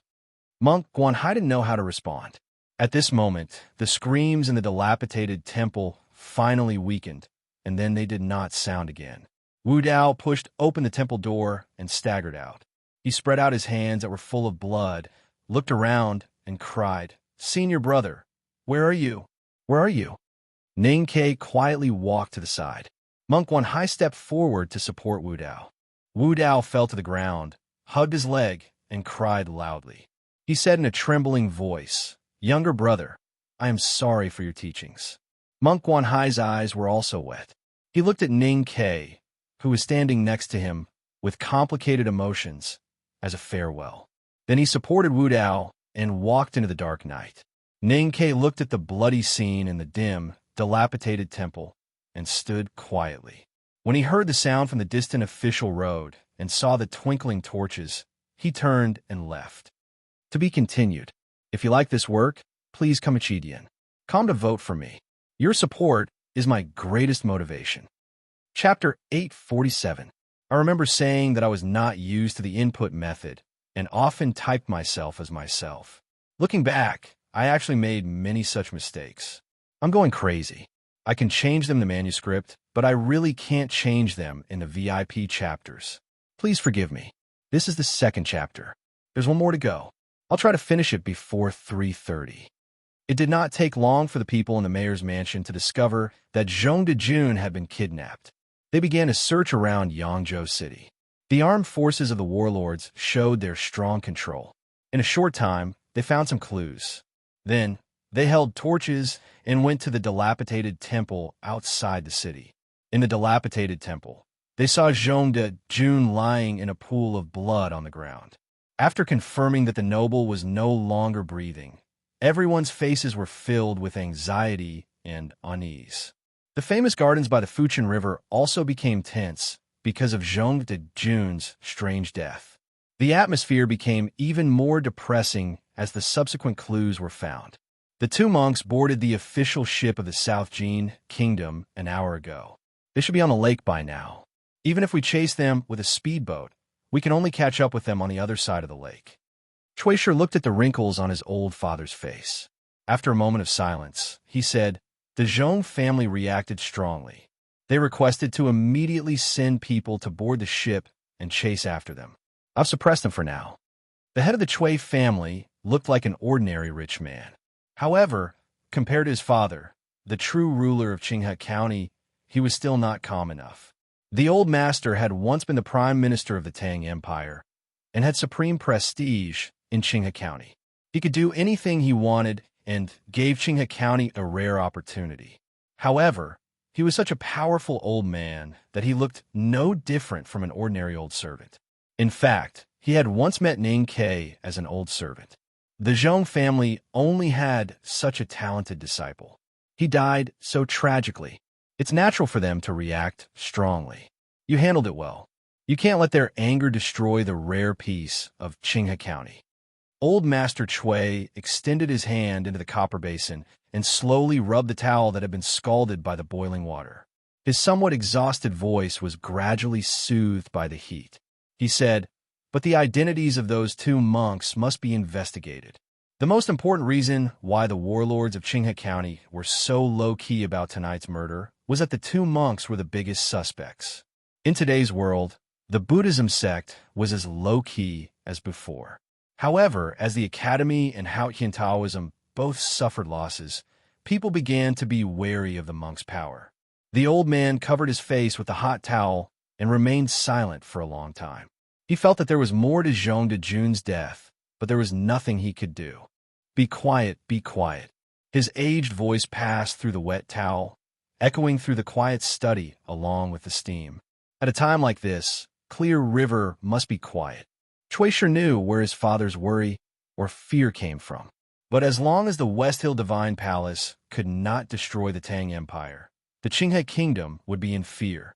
What was the use of peace? Old Master Chui crumpled the towel into a ball and threw it into the copper basin. He looked at him and said, "Keep a low profile at tomorrow's birthday banquet. As for the House of Red Sleeves, send them out of the country." Chui sure looked at the white cloth on his father's face and suddenly thought maliciously that this really looked like the scene of those old people dying. He agreed calmly and walked out of the study. The study was silent. Old Master Chui walked shakily to the table and picked up the perfectly warm teacup. He brought it to his lips and took a sip. His wrinkled face was filled with worry. The teacup in his hand trembled slightly. The clear yellow tea rippled like waves, reflecting his true feelings at the moment. After learning of Zhong Dejun's death, he was as calm as he had been in the past years. But who knew that he had already begun to fear and feel uneasy? From the beginning of the family school, he had made a grand wish. He wanted to lead Qinghe County to regain the independence and glory of 1,000 years ago and cut off the barbaric and uncivilized Tangs. However, he did not dare to do anything and could only wait obediently. He nurtured his body and strictly controlled his diet. He had lived for more than 100 years and was still healthy. He could even live for many more years before the day he had waited for finally came. The headmaster left the human world.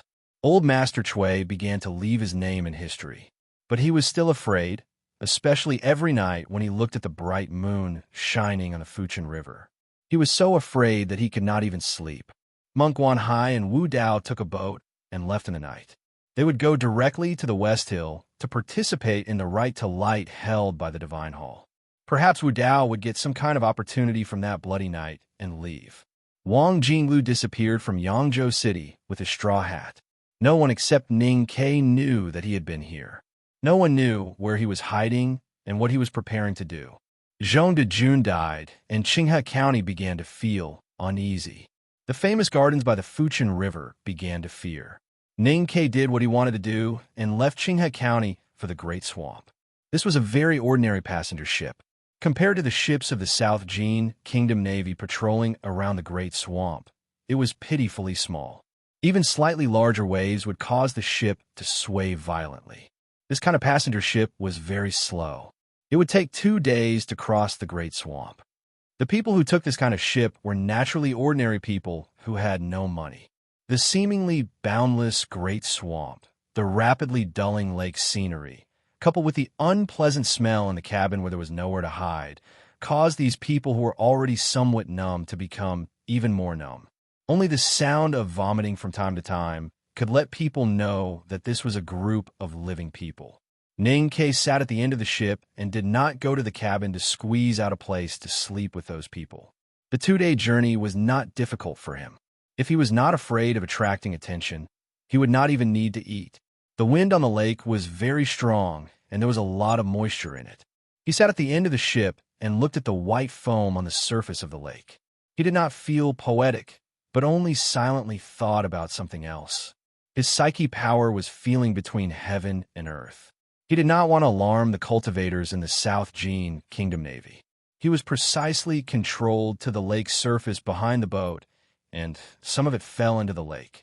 On that windy and snowy day, he wrote that character on the snowy street and slashed thousands of times. From that moment on, even the drunkard and the butcher did not dare to step into Chang'an. However, he could not be trapped in Chang'an forever. He did not want to be a prisoner of Chang, and especially after the news from Peach Mountain. He knew that he had to leave. If the world knew that he had left Chang, and he would be greeted with endless assassinations.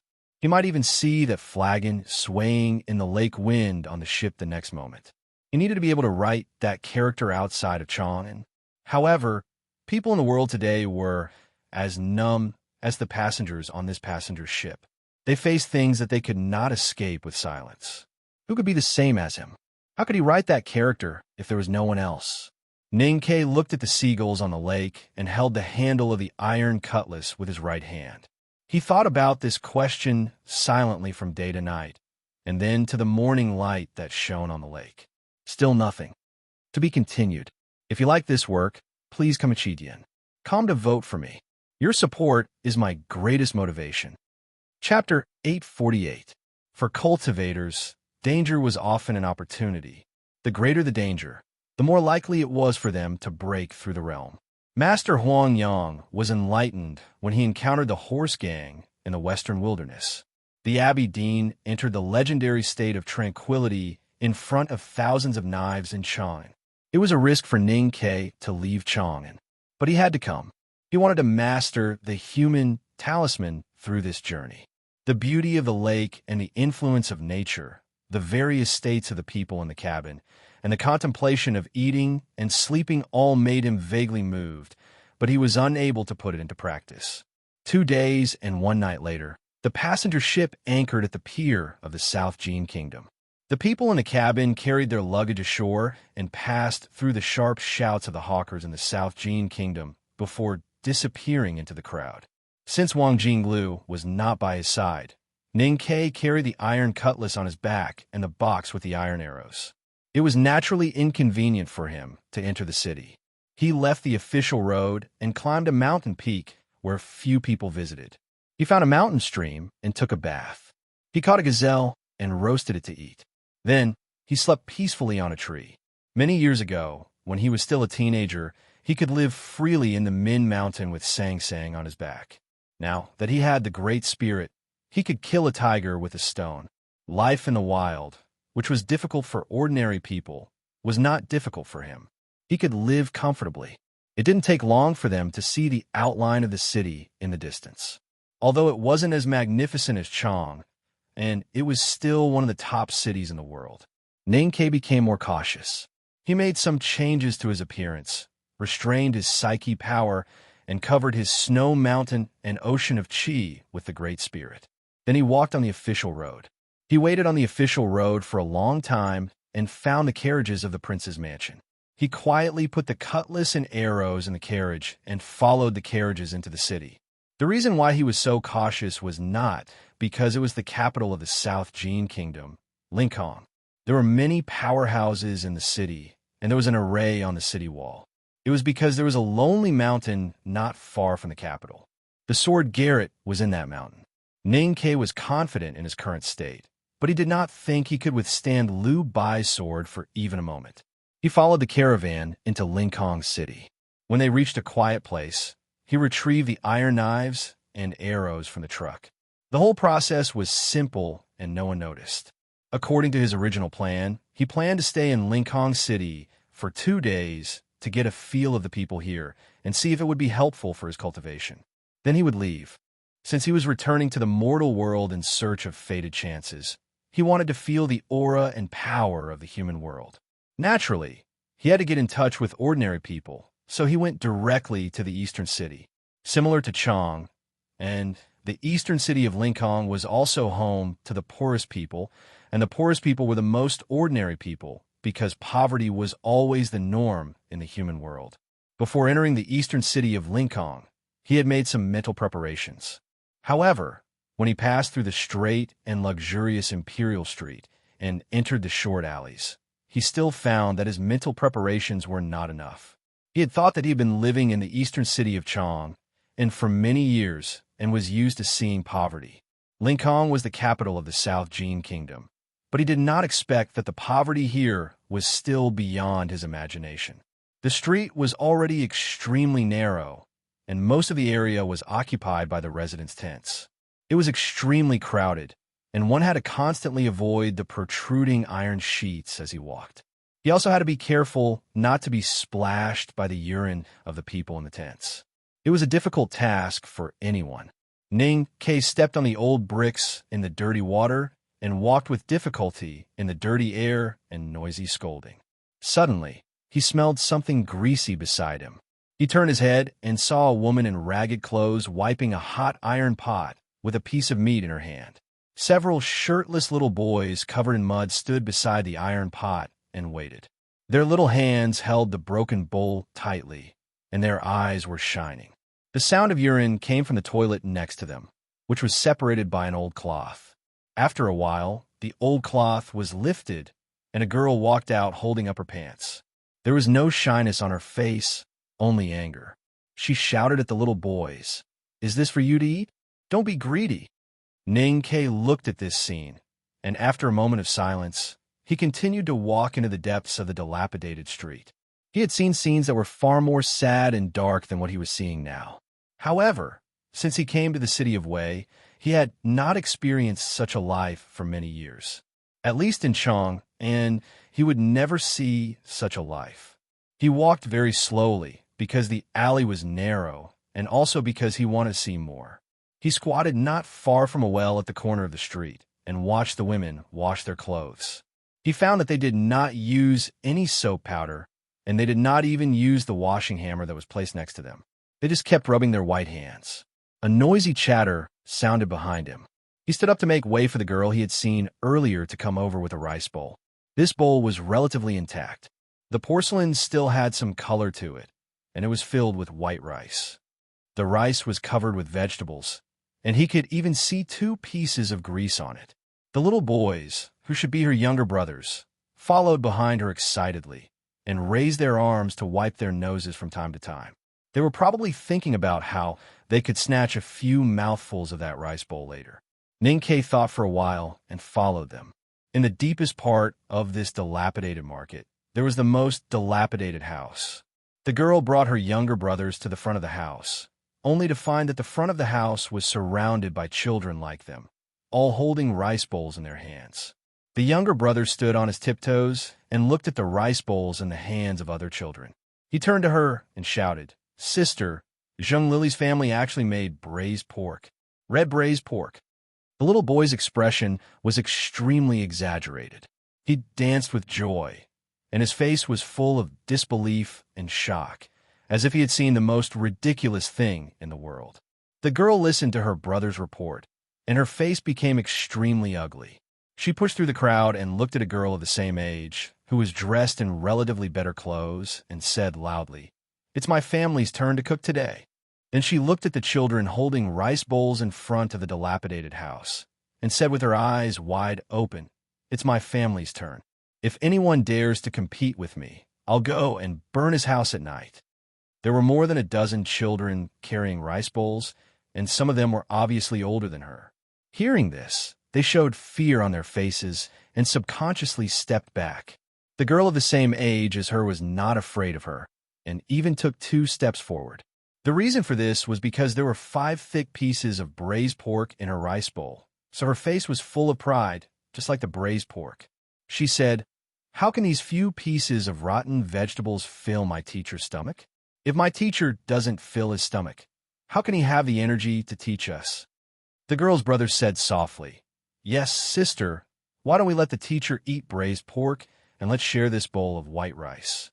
The girl elbowed the little boy out of the way and walked in front of the girl holding the braised pork. She usually disliked this companion of hers, who was extremely arrogant because her seventh sister was married to a rice shop worker. At this time, seeing the cheap flower ribbon on her head, she was even more angry and said, "Zheng Lily, you shameless fox, are you delivering food to the teacher or seducing a man?" Zheng Lily was so angry that her little face turned red, and she was not good at quarreling. Her hands began to tremble, but she was afraid that the braised pork in her bowl would fall to the ground, so she did not dare to tear the girl's mouth. The girl looked at her and snorted coldly. She raised her head and puffed out her obviously not fully developed chest, like a victorious hen, and walked towards the dilapidated house with the vegetables and rice in her hands. When she arrived in front of the dilapidated house, her expression suddenly became extremely respectful, and she said softly, "Teacher, the food is here." With a creak, the dilapidated house's door was pushed open from the inside. The sound made people feel that the door could fall at any time. A man walked out of the dilapidated house. The man's features were extremely clear, and he wore a thin, collarless shirt. His black hair was casually combed into a bun, with a chopstick stuck in it. His expression was calm and natural. He looked at the children outside the house with bowls of rice in their hands and the hopeful expressions on their faces. He could not help but smile bitterly and said, "Go back and tell your parents that we agreed to take turns eating. If you still insist on doing this, then I have no choice but to leave this place." Hearing that the man wanted to leave, the children looked as if they had heard the most terrifying thing. They hurriedly put the bowls of rice they had raised high into their arms, not knowing what to do next. Very naturally, all the children looked at Zheng Lily, because on the rice that her family delivered, there was braised pork. The man smiled slightly, took the vegetable rice from the girl in front of the door, picked up the chopsticks by the window that was separated by the waste bricks, squatted at the door, and began to eat. The girl stood proudly beside him, her little hands behind her back, looking extremely proud. Seeing that the children still refused to go home, the man said with a wry smile, "What are you waiting for? Hurry up and finish the food in your bowl. Class will start soon." Hearing this, the children looked at each other and then burst into cheers. It should be known that the food in their hands was much better than what they usually ate, and they had been craving it for a long time. Only Zheng Lily did not eat the rice in her bowl. She walked in front of the man, looked at him with tears in her eyes, and said, "Teacher, just eat a piece of meat. Just eat a piece of meat." The man smiled helplessly and reached out his chopsticks to pick up a piece of braised pork in her bowl. Zheng Lily immediately smiled through her tears and ran home with her bowl of rice. She still had a younger brother at home, so she did not dare to secretly eat something as delicious as braised pork. The man said with a smile, "Class will start soon. I won't forget," Zheng Lily said with a smile as she skipped away. The red hairband in her hair swayed back and forth, looking very cute. The girl standing behind the man clutched the corner of her clothes and pouted. She was a little envious, but she had seen it when she went shopping in the market. The red hairband cost 2 copper coins, and it was not something she could afford.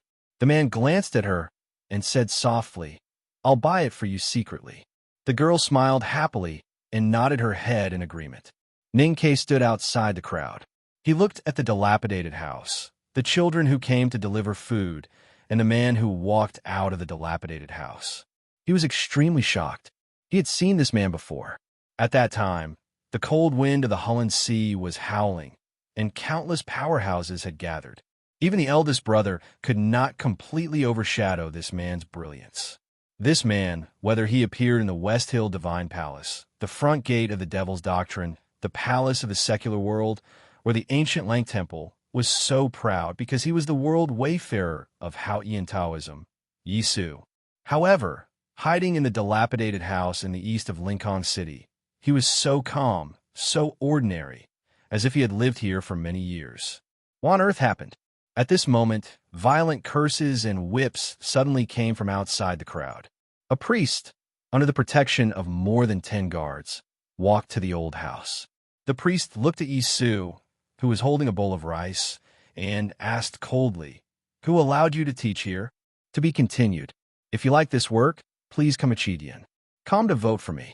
Your support is my greatest motivation. Chapter 849. The priest was fat and wore a robe made of silk. When he spoke, he covered his nose with his fingers. It was obvious that he was not used to the smell of dirty water in the street. Yi Su asked, "Do I need permission to teach in Lincoln?" The priest said coldly, "No one will care if you teach these children to work. But it is said that you will talk about the doctrine of Hao Ian at the end of every lesson." Yi Su said, "Yes." The priest looked at him and scolded. It is an unforgivable crime for a non-priest to misinterpret the doctrine. Yi Su thought for a while and put his bowl on the windowsill. He said, "If you want to punish me, I'll go with you." The priest looked at the tranquil expression on Yi Su's face and felt greatly humiliated because he wanted to see a weeping and repentant person. He was used to deriving pleasure from the role of a savior, so he felt very angry. He took the whip from the guard and lashed it at Yi Su's face. No one dared to stop him. Even the children who were holding their bowls and were very respectful to their teacher could only stand aside, because he was the priest who represented the will of Hao Ian. Ning Ke stood outside the crowd, watching this low-level priest teach Yi Su a lesson for such a reason.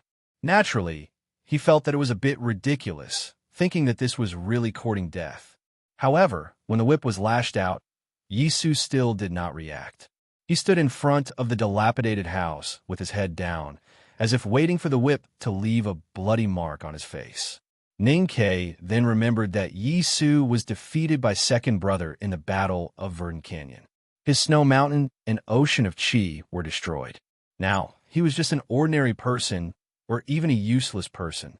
He was no longer the powerful Hao Ian Taoism cultivator who carried a wooden sword and walked proudly in the world. Now he could not avoid this whip. Naturally, he could not avoid the many whips that would fall later. The genius of Hao Ian Taoism might die quietly in the hands of that mediocre person. Ning Ke was not going to make a move because he had no reason to. Even though he felt it was a pity that a person like Yi Su would die in such a humble way, he did not want to expose his whereabouts because of Yi Su. But when he saw the blind man holding a sword in the crowd, he knew that it would not happen. The whip broke in the dirty air and fell into the dirty water in front of the dilapidated house. The priest looked at the whip handle in his right hand in confusion, not knowing what had happened. Then 5 fingers on his right hand were broken. The whip handle fell down and blood flowed out. The white cross-section of the bones was like 5 periods painted in white, announcing his end. The priest looked pale. He looked at his right hand and saw the bleeding hand. He was trembling in pain, but he bit his lips and refused to make a sound.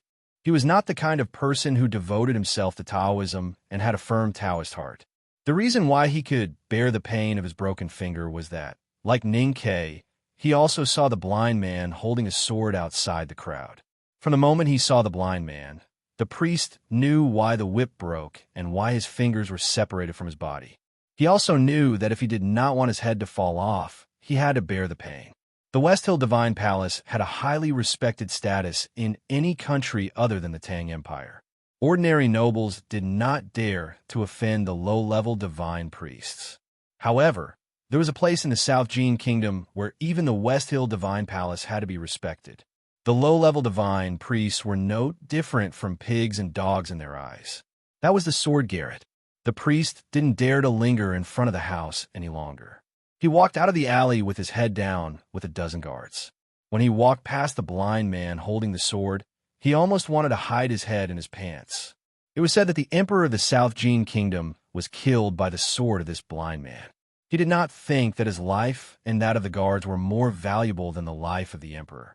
Lu Yiqing walked to the front of the dilapidated house and bowed to Yi Su as a junior. He was now a powerhouse in a knowing destiny state. Yi Su was just an ordinary person whose snow mountain and ocean of chi had been destroyed, but he was still polite. "My master invites you to meditate in the pavilion again." Lu Yiqing said gently, "You are a pearl. Why are you covered in dust?" "My master thinks that there are always ignorant and arrogant people in the world who want to do ridiculous things." Yisu looked at the blind swordsman in front of him and smiled. This was the third time that the sword Garrett had sent someone to invite him. He also knew what Liu Baichuan meant. How Taoism and the academy had both suffered losses. The situation had changed subtly. The Jishou Abbey, which had been hidden for countless years, was no longer the unknown place that everyone worshipped. No matter in the cultivation world or within the West Hill Divine Palace, there were many people who wanted to kill or bully him in order to gain some spiritual power or self-recognition. He looked at Liu Yiqing and said, "I am just an ordinary person. Those who are still looking at me can't go far. Since that is the case, there is no need to pay attention to them." Liu Yiqing said, "Sir, you live in a shabby alley. How can you guarantee your safety?" Yisu said, "There are many ordinary people living in this alley. I hope to live like them. If I can't, then it is probably Hao Yan's wish. Please thank your master for his kindness on my behalf." Liu Yiqing knew that it was not easy to persuade him. He shook his head helplessly and thought that even though Yisu's state was destroyed and his words were not as arrogant as before, Yisu was still Yisu. Liu Yijian left with his sword as a walking stick. The shabby house became quiet again. The children looked at Yisu with even more enthusiasm. They were used to seeing bloody conflicts in this street, so they could ignore the 5 fingers in the dirty water. But they knew that their master was indeed not an ordinary person. As the saying goes, children from poor families take charge of the household at an early age. Otherwise, how could Sang Sang become the Sang Sang she is now? The children in front of the dilapidated house used the wisdom of the marketplace to see that Yisu was extraordinary. Instead of being scared away, they showed the cuteness of naive commoners and wrapped themselves around him. Yisu did not care about the excitement around him. After the children finished eating, he took out a small blackboard from the shabby house and began to teach the children. It suddenly became much quieter. Ning Kei stood at the periphery and listened to Yisu's calm and gentle voice. Watching him patiently explaining to the children, he suddenly felt that he saw the shadow of his eldest brother in Yisu. The content of Yisu's lesson surprised him. It had nothing to do with cultivation. At the beginning, he was talking about a way to weave hair flowers. Then, he began to draw pictures and taught the boys how to do carpentry. It was not until the end of the lesson that Yisu talked about a simple doctrine. Ning Kei did not understand. As dusk approached, the voices of parents calling for their children could be heard from the depths of the alley. Poor people only ate 2 meals a day. Dinner was always a little earlier. If they were hungry, they could just go to bed and endure it. Yisu waved his hand, indicating that the lesson was over. Then he walked into the shabby house with the small blackboard. The children bowed respectfully to the shabby house and then dispersed noisily. Ning Kei walked to the front of the shabby house and looked at the wooden door that could not even block the wind. He was silent. Logically speaking, he should not have walked in. However, what he was looking for was lucky chance. It was lucky chance that he suddenly met Yisu in the dirty streets of Lincoln City. He was originally going to die in West Hill. It was a great lucky chance that he met Yisu before he died. He believed that he could kill Yisu at any time.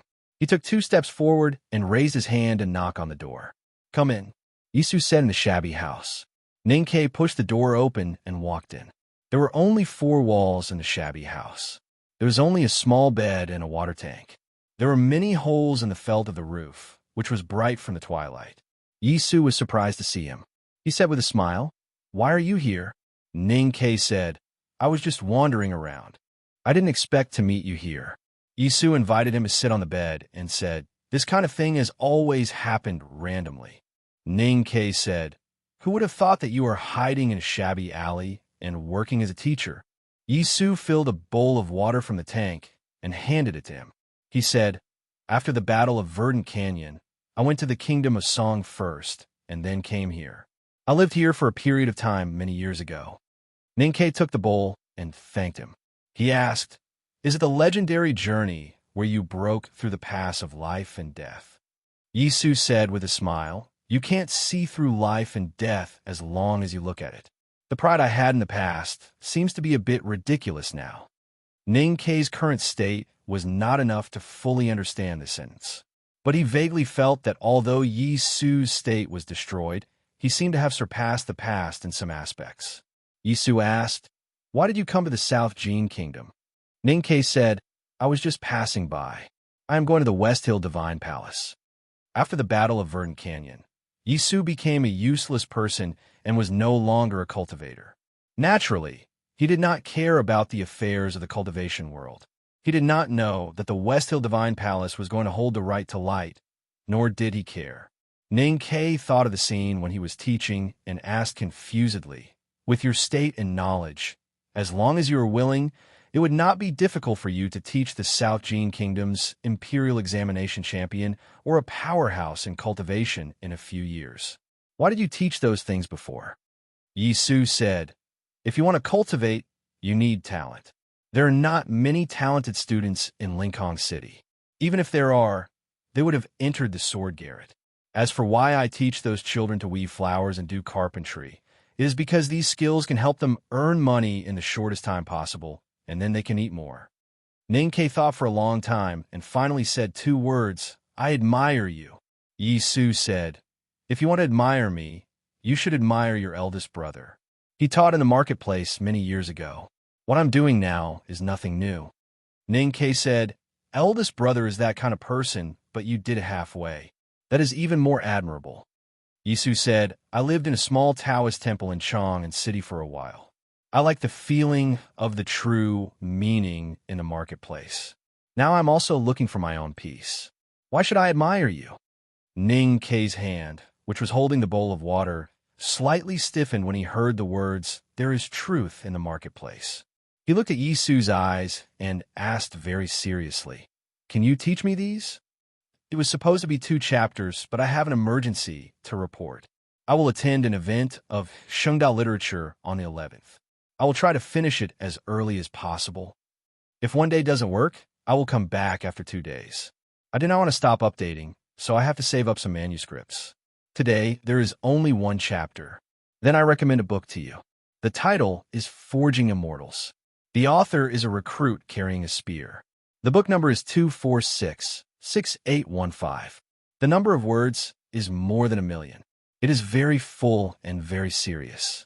Please support me. If you're interested in xianxia and cultivation novels, you can try it. Thank you. To be continued. If you like this work, please come to Chidian. Come to vote for me. Your support is my biggest motivation. You're tuning in to the Warrior Lore YouTube channel. Don't forget to subscribe and join us on this journey to catch the most captivating stories.